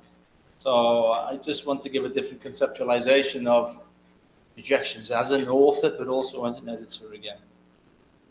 And then, because as an editor, I work for Routledge, because they're the ones that house the journal, excuse me, Sports Coaching Review. So I want to really kind of hand on some instrumental thoughts and considerations. So the first bit is a bit abstract, to make you think, and then the last bit maybe is more instrumental. You really need to address A, B, and C. So, rough plan. And so the first thing, as an author and reviewer, como autor e paracerista. See? Good enough? Okay, well, what I want to start with this is a critique of the current situation that we have, I think, within academia, and particularly, like, in respect to the explosion of research that we've experienced over the past 15 years, maybe a bit more. Okay, now the volume of outputs, and the volume of journals, we have many more journals than ever before, and we have journals who do 6 editions, not 4 editions. So everything is subject to growth here. It is a good thing in many ways, in a general, but it's not necessarily always a good thing. And so sometimes I think that more has come to represent less. And as a result, or maybe one of the reasons why, we have an agenda of acceptance here. I don't think that what I read, hopefully like in other journals, I'm really not in the one I'm most involved with, is that we're not evaluative enough, critical enough. Now, I speak much of the interview work that I see. So somebody perhaps has interviewed 15 coaches or participants, But what they do is to report the findings or report what they said. Now, I see the job of really of a researcher is to interpret, not to report. Obviously, that you're not an alchemist, you cannot make things up. But what you're trying to get at is not what was said, but what was meant by what was said. And I don't think we do this enough. So we have an agenda of acceptance. So all the participants said this, so this are my findings. And then here then, I think writing within universities is in order to go up the ladder to be lecturer, kind of senior lecturer, associate professor, full professor, what you need is quite a long kind of CV and quite a long CV with, with writing really at the front. So writing in many ways has become an end in itself and not a means to something else. Goes to some of the discussion we had this morning about why do we research? What's the point of it at universities? What's the function? What's the value? So writing has come to be seen in many ways like as an end in itself. Now, as a result of this, I do think that somewhat we have an agenda within universities and within research of reproduction. Now, it's okay to have an idea, or you follow the idea of your supervisor or a more senior researcher. But I think you're obligated as a researcher to further your own ideas, not by kind of shoehorning and forcing the data into an existing theory, but to see where it expands on that theory, it improves that theory, it moves in maybe in a different way. Because you have to be original and you have to be relevant in order that you can be credible as a researcher. But we have a bit of an agenda of reproduction. I'm talking about kind of sports science in general here now too. So here then, I think we should be asking ourselves as researchers a lot more about what is insightful, about the work that we do and the question of how is this advancing the field. I'll get to the way that I really look at the articles that arrive on my desk regarding the journal, but this is a question I ask all the time. How is this advancing the field? How are they making an effort to advance the field? So the so what sort of question really needs to be addressed in a more fundamental way. I also see many articles where the methodology is very good, but the so what question is not answered. So this is not about a methodology, it's about advancing knowledge. And sometimes we get lost with that. And it seems to me that much research has already made its mind up what the findings are well before they get to doing the work, if you start with a theory. I think, as I said this morning, that we also tend to have a view, and this is just generally speaking, I think we tend to have a view that research is kind of something else that we do. I have my lecturing responsibilities, my marking, I have my administration. So research is kind of something else, something separate, really, from somehow our other academic work. And I'm not sure that looking at the job in this way is helpful for absolutely anybody, not least for the standard of research that we generate. So as I said earlier, I think we have more research than any other time, but maybe it's going to generate more heat than light. It's more work, but not really, it's insightful work. It's another article, it's another line on the CV. So I'm arguing here, it's not enough to only research and do research, but we really should be thinking about investing ourselves in research. Not just involve, but to invest. And this goes to some ideas about existentialism in many ways, that you have to live your work. You should not be separate away from your work. I'm a professor, I'm this, I'm that, and the other, so I have to occupy different roles. but I would be identifiable as me, like in all those roles. So I believe you have to invest, and the sense of identity that you develop through your research is something that adds to the standard of it. So the work has to have a meaning for us as individual researchers. At the moment, I don't see enough of us really engaged with that.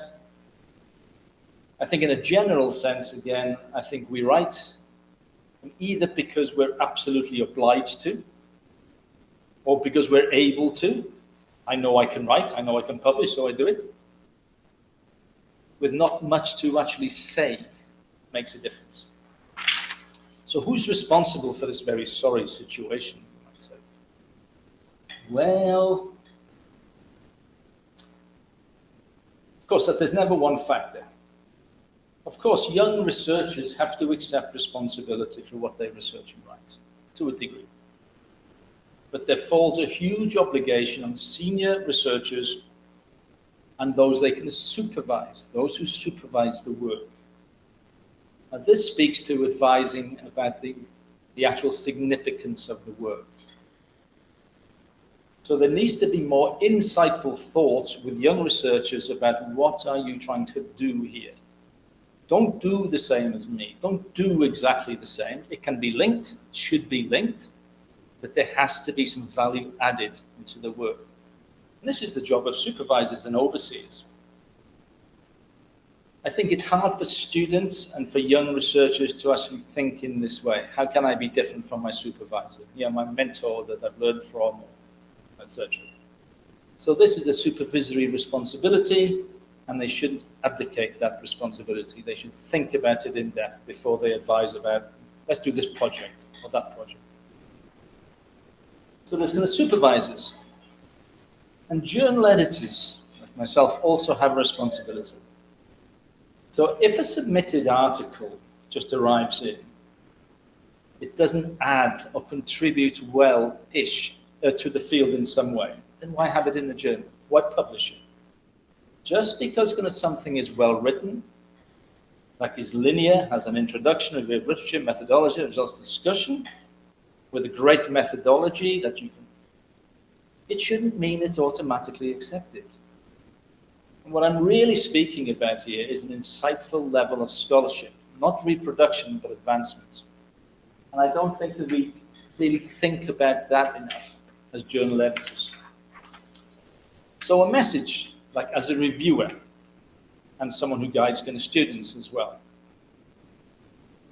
Be adventurous in your work. You have to respect what's gone. You have to learn from what's gone, so it's rooted in something. But be adventurous. Education at this level is about rebellion. You just start you're young, you're meant to be rebellious, but if you can hold the intellectual rebellion a bit more, then that's great. So explore more and exploit existing kind of theories less. So don't be locked into just one theory all the time. And don't lead with the theory sometimes. Lead with the data, make sense of the data kind of through a theoretical reading. Explore more. And Delaney's kind of says, yes, many, many interesting things, but one of the interesting things I think he says, try not to do royal science, he called it, do minor science. Royal science, of course, is what the field has done already.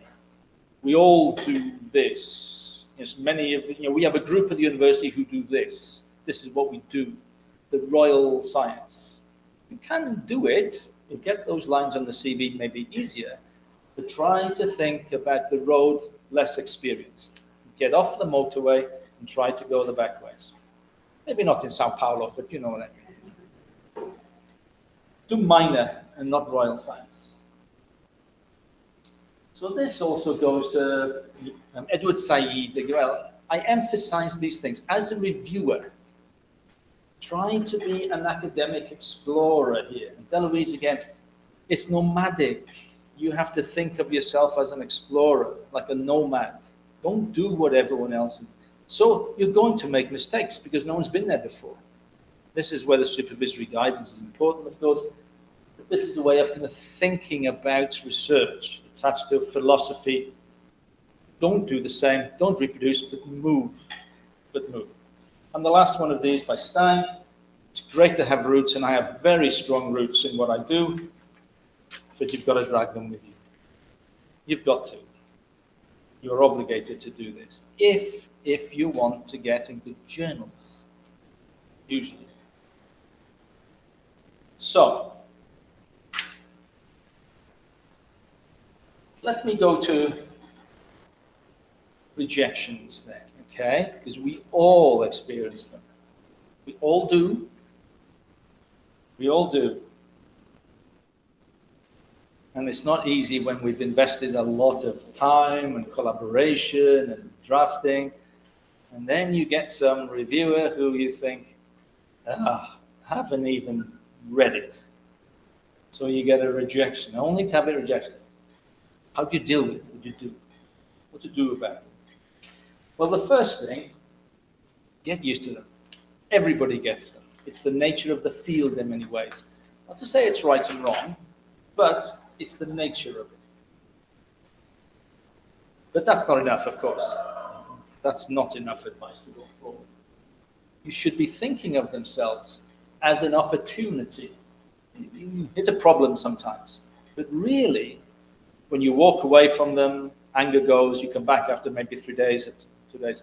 It's now I see it as a chance, an opportunity to improve. That's how we look at them. Not just the article, but how can I improve my thinking, improve my scholarship? So sometimes we do make a decision, like especially with a younger researcher, that we'll write something and we'll submit it somewhere that is very, very difficult, maybe not the best fit, it's a bit argumentative, but we think we'll get some very insightful reviews. So we'll submit it there as a learning thing, as a developmental thing. It doesn't always work out, but it's good experience for young researchers and students to actually think, well, it's not kind of holding up their CV development. It's an opportunity to improve the scholarship. Okay, so you get your reviews back and do this, I can do this. You are well within. Drop the general editor. Okay, say, have the reviews back, thank you very much, insightful, enjoyed reading them, you can do this, this, and this. I think you can do this. Absolutely fine. Sometimes you'll get a general editor having read the reviews, says, I can go on and go back on a reviewer, or they might say, okay, that's what you're going with this. If you do that, maybe you put it a little bit more. That's okay. That's okay. The other thing I just want to say, don't like the fact, don't with game. I mean, often that we get from some researchers who say,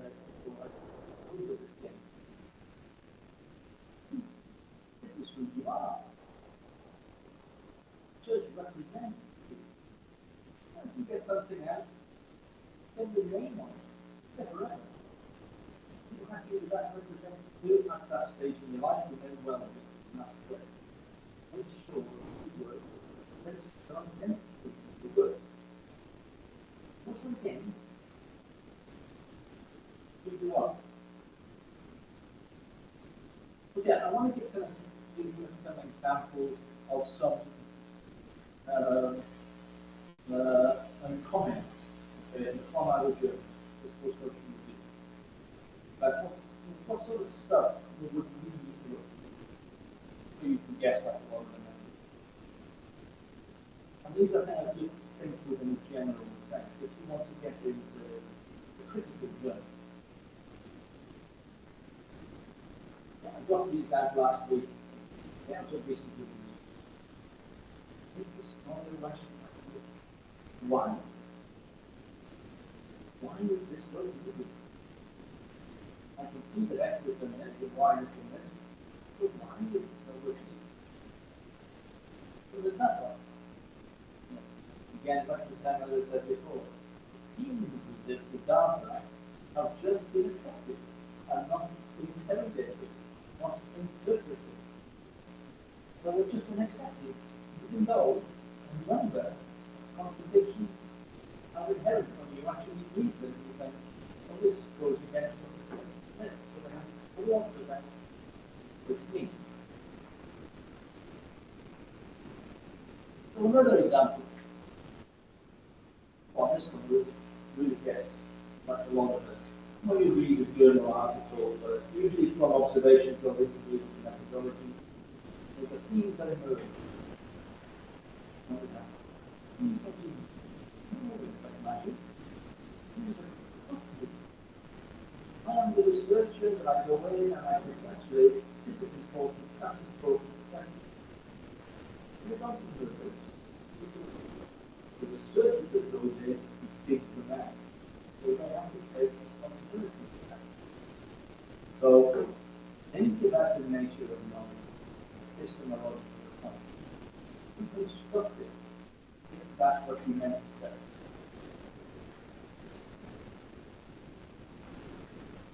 These are some of the examples that I drew out of a couple of reviews last week. You see, they're really thematic. The questions? Oh, I'm sorry. Keep going. Is it okay? I think the battery. Like me, the battery runs low when you get to a certain age, huh? Must be an old microphone. So, we get to the journal that I'm most involved with. Sports Coaching Review. Sports Coaching Review. The Routledge Journal. Launched 12 years ago. That's a young looking me when it was launched at the pre-Olympic conference in Glasgow when the Olympics were in London. So, yeah.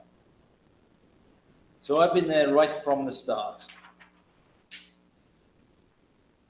Sports Coaching Review, 11 and a half years old.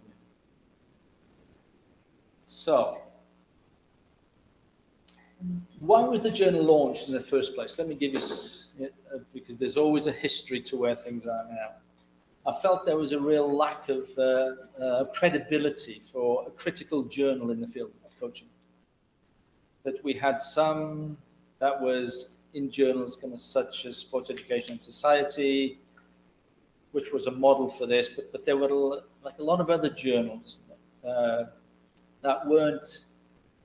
had this agenda of reproduction, not really evaluative enough, just accepting things, and it wasn't really kind of helping us, I think, as a field. Now we have a very high acceptance rate, like in Sports Coaching Review. We have an acceptance rate of maybe 70%. 70%. Usually you get an acceptance rate of in between 15 and 30. And so the immediate assumption, I can see it hovering around the room, it must be easy to get in there. It must be easy.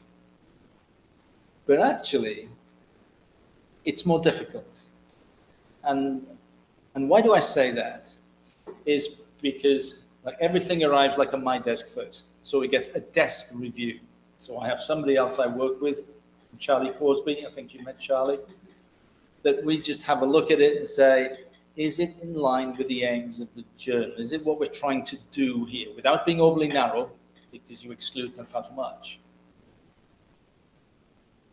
Okay, that is not a part, okay, like of the acceptance. Okay, it's once we say, yes, okay, yes, I think it's good enough that it goes out for review, it goes out for review. And then we work very hard, I work very hard really with the board, which has got associate editors, and they work hard with the reviewers to improve the paper. So I wouldn't say it's usual, but it's not unusual for maybe a submission to have 4 in-depth reviews. So it gets kind of sent out. Okay, reviewers look at it and they give it really good feedback because that's what we're about.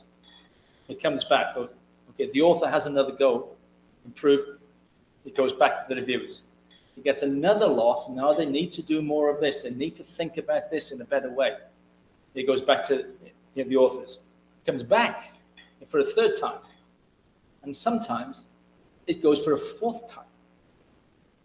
So we haven't altered what the aim of the study is, but really has improved the article. So that's why we have a high acceptance rate. Because we work very, very hard with the authors. Because the authors know what the journal is about as well. So a bit more specifically then, what do I look for? Okay, within the desk review initially, it arrives on my desk.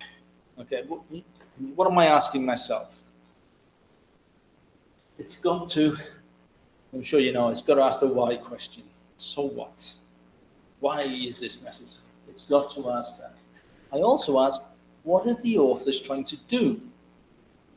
Because that means that if it's not obvious, then you can work with the authors. What are you trying to do here? If it's overly obvious, you think, okay, so what? So the question of what are you trying to do? Intentionality becomes important. And there's this, is there a critical engagement with methodology?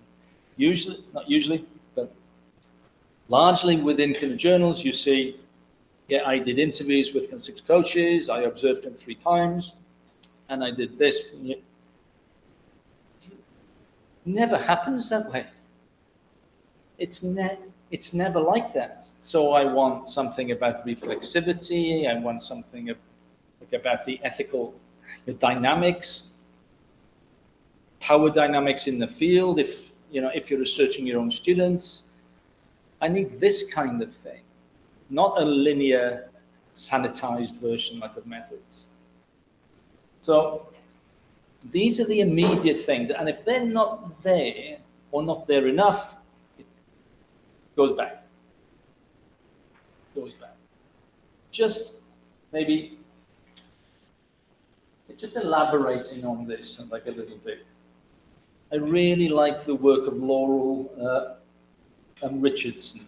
She was an autoethnographer, she was a sociologist.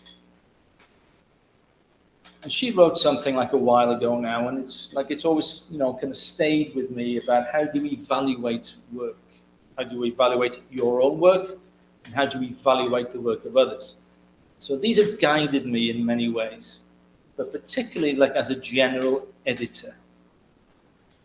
So I ask myself, and I ask the reviewers to ask themselves of this when they read the papers, does it make a contribution to understanding of the coaching life? Does it make a contribution? Does it move away from this reproduction? There's elements we have to reproduce, of course, I'm not so naive, but does it make an adequate contribution? It's also something, God, we have a lot of stuff that we read in journals that's just not interesting. It just doesn't hold interest at all. So, is the text of interest? It goes to the question of relevance, but is it interesting? Does it engage me? Does it engage the reader? And the so what question, of course, relevancy. And then there's these as well, which maybe kind of secondary, although sometimes these also rise up. Remember, I'm kind of engaging with these questions as I think about, shall I include them in the journal, shall I send them for review, etc. Does what's written affect me at an intellectual level or at an emotional level? Is this stuff I didn't know about before? Is it hinting at new knowledge? Is it generating intellectual questions? Does it lead me to think in other ways? And does it seem credible? Now, this goes to the rigor of the methodology, but it also goes to the information that I can relate to. I can relate to this. So in some ways, it goes to kind of sensualness is I can feel this, I know this. And so we have to find words to express it in a better way. That's the job of the reviewers to do that with the authors. So, and this, as I said, is Laurel Richardson's work from 20 plus years ago. And it's still good to think with, you know? So that's more abstract stuff that I've spoken about so far. Now, I'm going to steal from Routledge about instrumental advice, because we all need, it's okay for me to sit here and pontificate about abstract notions and think with this. And sometimes we need good structure. Okay, you have to do these things. So, as a writer now, do your best to choose the right. Now, what's that right? Largely that you think about, okay, I've looked in the journal and there are many other articles a bit like mine that are already there. So I know they accept this sort of stuff. Okay, so there's that. But the right in kind of some ways, and I've tried this, is to write for a journal you know that doesn't include the stuff or doesn't like it. Because you get some interesting responses as long as it gets over the editor, you get some interesting responses. Again, it's just to make you think about things. And sometimes they accept them. The reason why they accept them is because journal editors want to debate. They want to attract more. They want to attract more submissions. So if I write something that's kind of sociological, like in a psychological journal, saying sociology, saying psychology is all wrong and sociology, you'll get a response. Well, you should get a response because that's how academics talk to each other. So, and that's what journal editors want: is a debate, is more submissions. So, right depends on what you want to happen. Okay? This is important. Follow the submission and referencing guidelines. So sometimes we get articles in that follow kind of Harvard guidelines. Good, very good. But we take APA. So make sure you've done, that's a part of the research enterprise, to do your homework properly before you send it in. Talk to others about your ideas. And this is where I spoke this morning about organizing research, just managing research, the governance, within it. If you do have a group and you've got sort of formalization, what we're doing within our group now is if anybody wants to submit anything, I've got a group of about sometimes 11, but really about 6 or 7. If anybody wants to submit something, okay, if they want to, they can submit a draft to the group. So they get a review, because everybody reviews for some journals. They get something of a review before they submit. So they don't have to accept all the advice, but they can think with it how to improve the paper. So this, the same idea. But it goes to some of the network and the organizational structures that we spoke about this morning, Michele. Talk to them, not just that, but share with them. I'm writing this. The journal article is about 7,000, 8,000 words long. If you've developed something 2,000 and thinking about this, okay, what do you think? Get some reviews back. Now you get to something which I agree, but then I'm not sure about, but it's well worthwhile, having on your list. Yeah. Know it does help. I think I'd be lying if I said it didn't help. If you manage to use kind of some existing articles within the journal that you're aiming for. Remember that reviewers are doing the best they can, although they're very, very busy. So it sort of helps them. Okay, they know about this, that, and the other. And of course, editors like this. The editors love this because they know that, they assume that you've read the stuff already in their journal. So This one, again, depends on the editor. Okay, these are Routledge, the international audience in mind. Okay, this goes more to some, if I'm writing about my sport of football and I'm writing in an American journal, they'd insist I say soccer. So just know about that. Try to explain, if you have some concepts in Brazil that are not easily translated into English, try to explain them a little bit. I'm using this.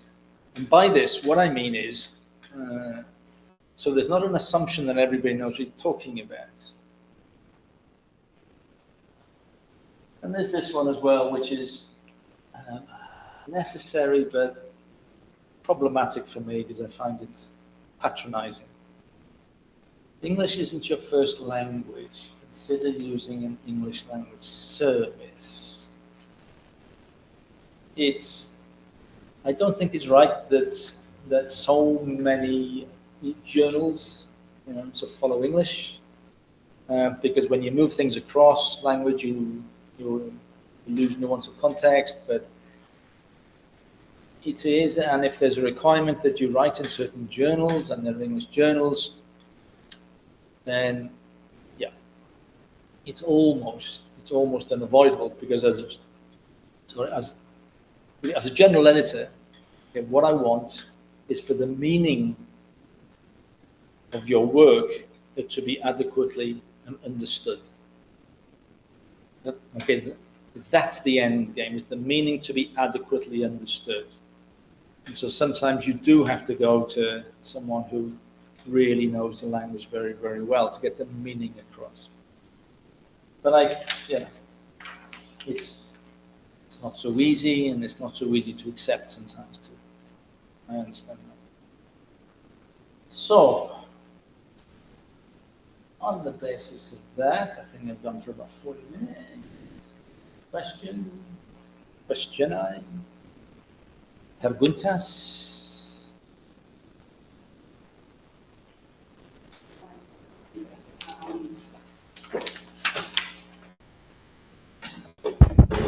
So if you are on YouTube, we can read the chat. Please feel comfortable and feel free to send us the questions.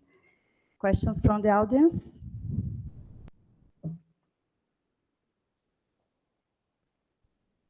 Okay.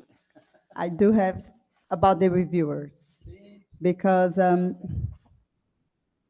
maybe it's a really huge difference between what you have been doing with your reviewers and what we have done here in Brazil. So I would like to know if you have reviewers education, because I don't feel sometimes the rejections that we do have, we can learn with them. Because sometimes it's very open, sometimes it's things like patterns, phrase that they put all together, and we don't even see an example from our articles. And sometimes we really feel we are not, did they really read my article? So do you have something like that in the sports coaching review, like a Google meeting or a seminar or something together with your reviewers? Because also they need to be available to do this, come and going and coming back. We have a monthly meeting with the editorial board, a yearly meeting with the editorial board, okay, where things are discussed. Now, in order that you get onto the editorial board, you have to agree to do a certain amount of reviews every year. So those, but most of our reviewers, of course, are individuals, academics, that the associate editors actually know, and they think or they know will do a good job for. Now, we don't have anything formal really can fall that lower level. It might be something that's well worthwhile thinking about. But what we do have, when we go to conferences, like-minded sort of conferences, not large ones, you know, so thousands and thousands. We have one in the UK where it's a coaching conference, maybe 70 or 80 will come. And it's really good because although there's a sameness, there's a difference there as well. We don't have to justify why we do life history work in coaching, phenomenology. You know, we don't have to justify those things. So yeah, it's quite interesting. Okay, at those, okay, I would do a session like this because I know that most of those in the room act as our reviewers. I just know because that's the field.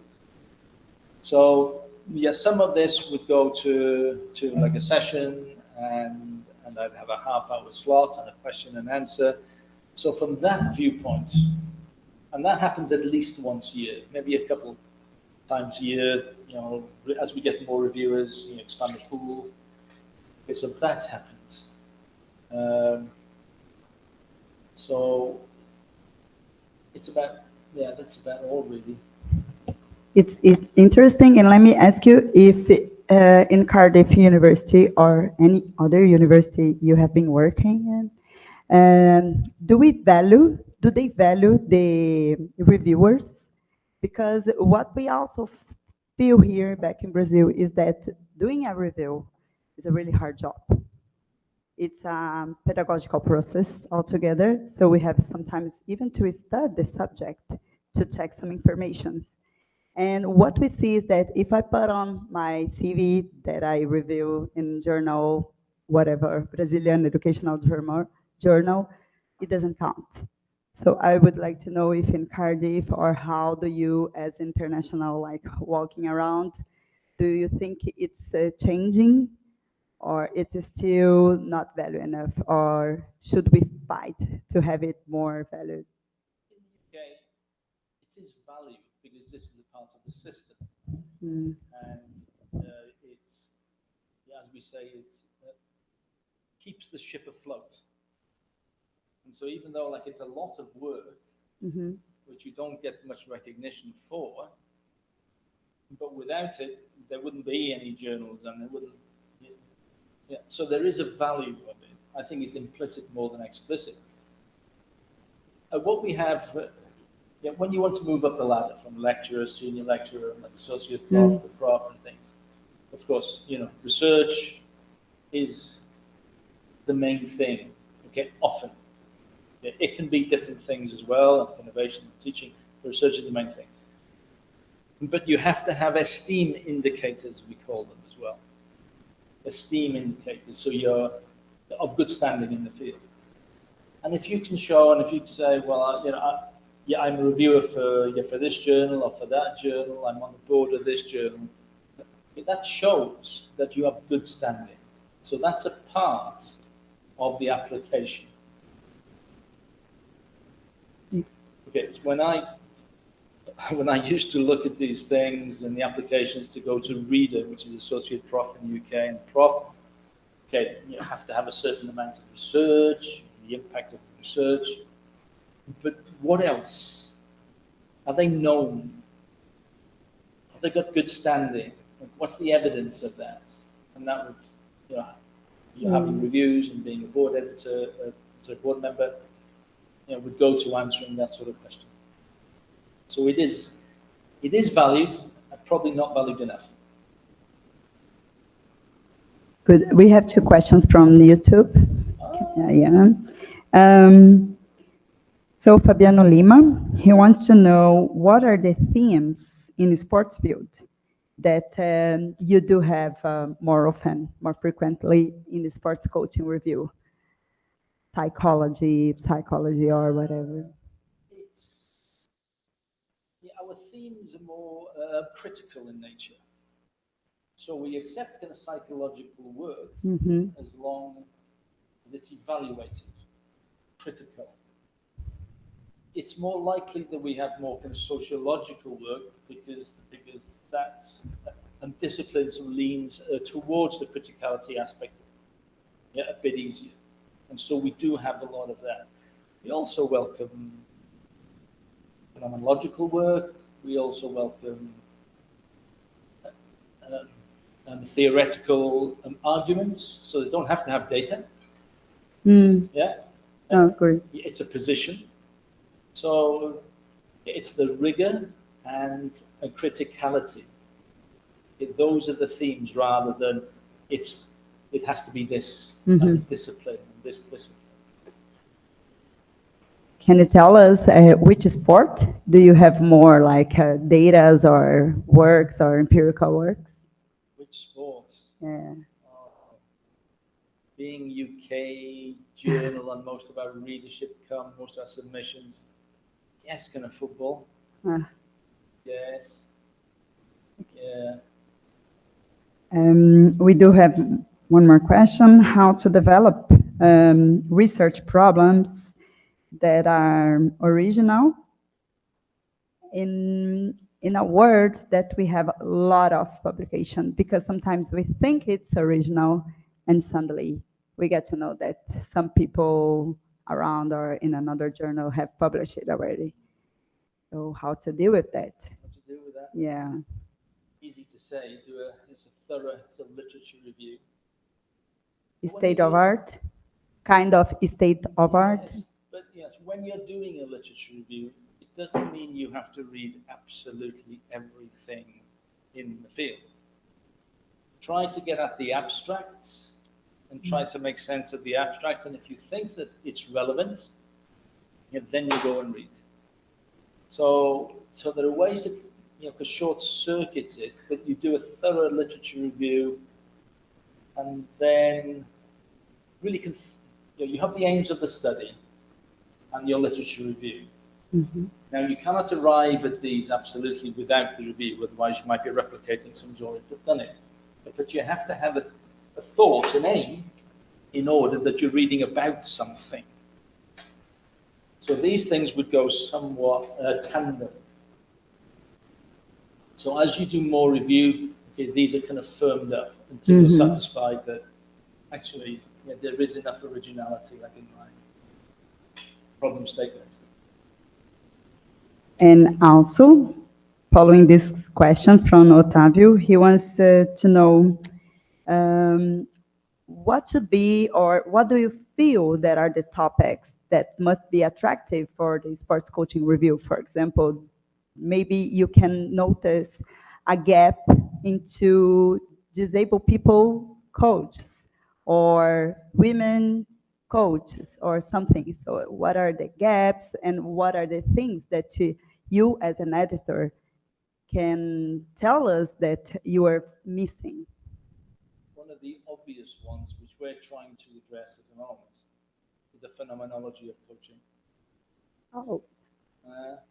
So in lots of ways we have used these theories of others. We have used psychological theories and sociological theories and pedagogical theories, yes, and some for management, but we don't enough have a phenomenology to have our own theory of coaching. I think we've hinted at it in lots of ways, but we haven't made a definite statement. And this goes to some of the issues we have with coach education, because we still educate along lines of the sport. And of course, you have to know your sport in order to coach it. But at its heart, it's not about the sport. It's about relationship with athletes in order that they learn about the sport, power dynamics, influence, etc. The other perhaps aspect that we really need to do a lot more of is to think, and it links to phenomenology, what do we do really as a coach? Most of the time, what do you do? And so you think, well, is it feedback, planning, organization? And you soon get to it. Most of what I do is to observe. I observe the practice. I've set the practice up, and then I watch it. Do we theorize what observations actually are? Because observations say more about us than it says about what we're seeing. And we see things as we are, not as they are.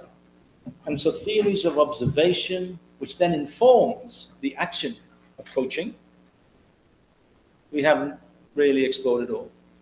So like a phenomenology, And the social, or acknowledging observation as a social construction.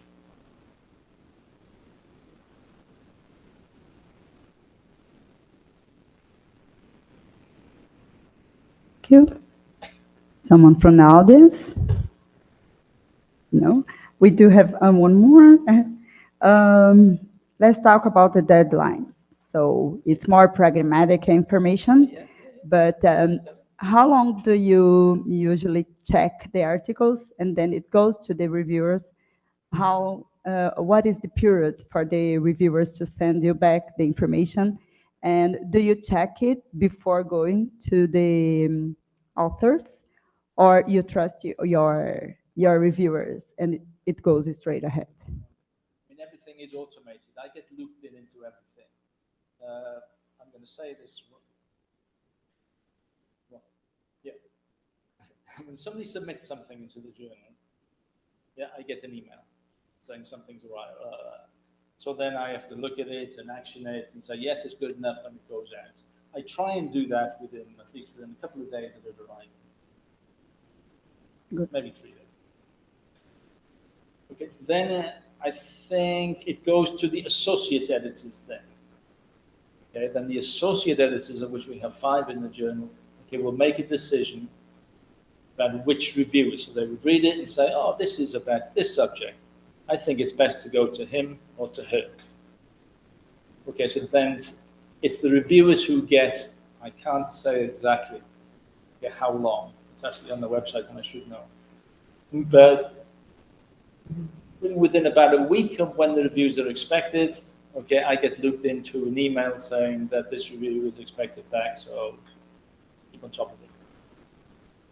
So everything is automated now. So I get looped into everything. And so if something is late, okay, so I can see it then, it's late. Generally follow it up with the associate editor, why is this late? Okay, do we need to go to like another reviewer? And there might be reasons, perhaps the reviewer is ill, or perhaps the reviewer is on holiday. Perhaps that they just got so much work at the moment, even though they agreed to do it, okay, it's slow. So we know these things and we try to give them, hurry up, although not overly so, because I want the quality reviews. So if I've got to wait an extra week or 2 for good reviews, I generally think that that's okay. A month or 2 is not okay. So usually it's 90 days until we have the first answer, kind of? You'd hope so. Mm-hmm. You would, yes, less maybe. Considering our rationale time here in Brazil, it's a nice time. You would hope so. Yeah. Doesn't always work out that way. Okay, let's talk about having our publication get into the society. So our question is, if you, as a sports coaching review editor and your team, are planning to have, for example, a very active Twitter, Instagram, or dealing with how to make these articles more attractive and to reach different people. Are you doing something like that? I ask because, for example, our Brazilian journal, Health Brazilian Journal, Physical Education, Revista Brasileira de Atividade Física, Esporte. So they are doing now a really nice job on Instagram. So they are published their articles, but also a flow chart about the objectives, the methods, and the main findings. And some of our politicians, they are using that now because they don't read the whole papers. So they can read the flow chart, they can have an idea what was happening, and so they are using it. So I don't know if you have been talking about that, because we are having a discussion here in our school, so if you can talk about that. Not specifically about flowchart, because I believe that's what the abstract is there. Mm-hmm. I think if you read the abstract, you should be able to get the gist, the main messages, and the methodology. It's interesting that you should speak about the social media. But because we do have alt metrics, which are social media metrics. And there used to be, a couple of years, maybe 3 years ago, there was a big push on trying to get more alt metrics onto the journal. So there's more impact factors and so all this sort of thing. There's a lot less now. Because in the UK, I think every journal, well, every Routledge journal, if it likes it or not, will have an impact factor next year. But we've moved away from you have to write in journals with high impact factors. Kind of moved away. We've moved a little bit towards responsible metrics,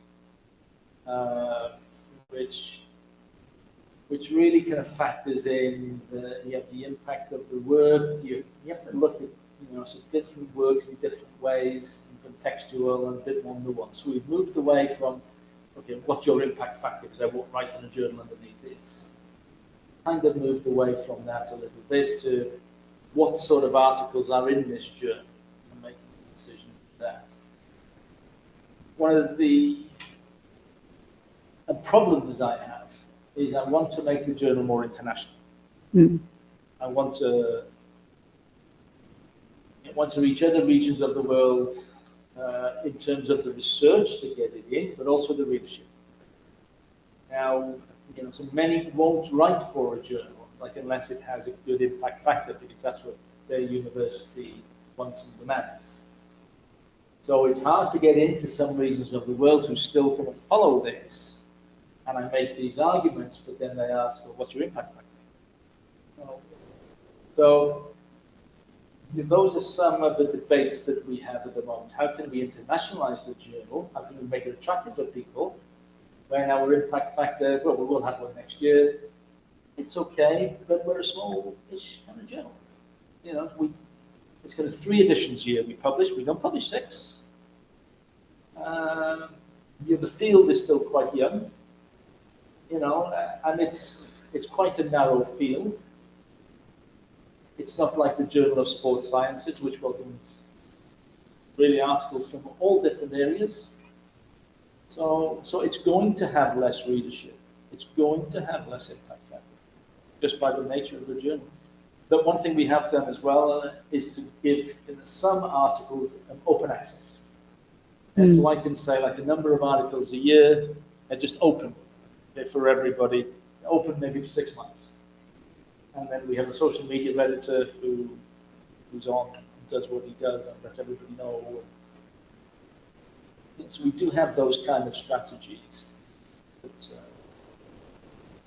We can see this movement in our Brazilian journal. So diagram, making it drawing and everything to make people whoa, because actually we are dealing with a new generation. It's a very visual generation. So sometimes if they look something more attractive, they can click on it and then they can open the article instead of just seeing, the titles. But it's just something that we are still learning. It's just something that we have been thinking about. So maybe. I think you have talked about it a little bit, but they asked if there is a tendency, an amount of theme that you feel is more easily approved. So do you think there is something like oral history and quotes? You feel that it's going in, or it depends on the critical approach? Yeah. Any methodology is welcome, as long as it's done in a critical manner. So you could have numeracy, we welcome photography, we welcome also ethnography. Many different methodologies. Surveys, as long as the data is then made sense out of, not just accepted, without investigation, interrogation. Yeah, you talked about a lot about that when we asked about the theme. So it's less about the kind of sport, it's less about the method, it's more about how critical and improvement it does in our field. Yeah. Contribution. Yeah. So no more questions here from YouTube and the audience. Someone? No? Okay, Robyn. So I would ask everybody to check Sports Coaching Review website. And so over there, you have all the information to submit your paper. Let's encourage the people that are listening and people from our audience to send your articles. And I also would like to remember you that following the partnership, it's a pleasure to announce that our journal, the Brazilian Journal of Physical Education and Sport, edited here in our Physical Education and Sport School, is launching a call, a special dossier that is entitled Competitive Artistic and Rhythm Gymnastics. So please check out our website for further information. The deadline will be 31st of August, and we intend to, open access and upload all the articles until the end of December this year. So feel free to join us in these special issues. I would like to thank again Robyn Jones. I would like to thank University of Campinas with our partnership, special Laurita Schiavon, Eliana de Toledo, and Marco Bortoleto. I appreciate the support of the School of Physical Education and Sport of University of São Paulo, the Department of Sport, our marketing team, our guys from the computer and the YouTube online team, and also our international office. So thank you, Robyn. Thank you for the present. Thank you, Professora Ana Padrão, Enuli, Talita, and thank you. What's your name? And thank you, Fabiano. And also Valmor and Carlos, who was here to talk with us and to introduce themselves to Robyn Jones. So you from YouTube, thanks for watching. And please send the link of our speech for all the others you think it may help to have the article published in any international journal, especially Sports Coaching Review. Good afternoon.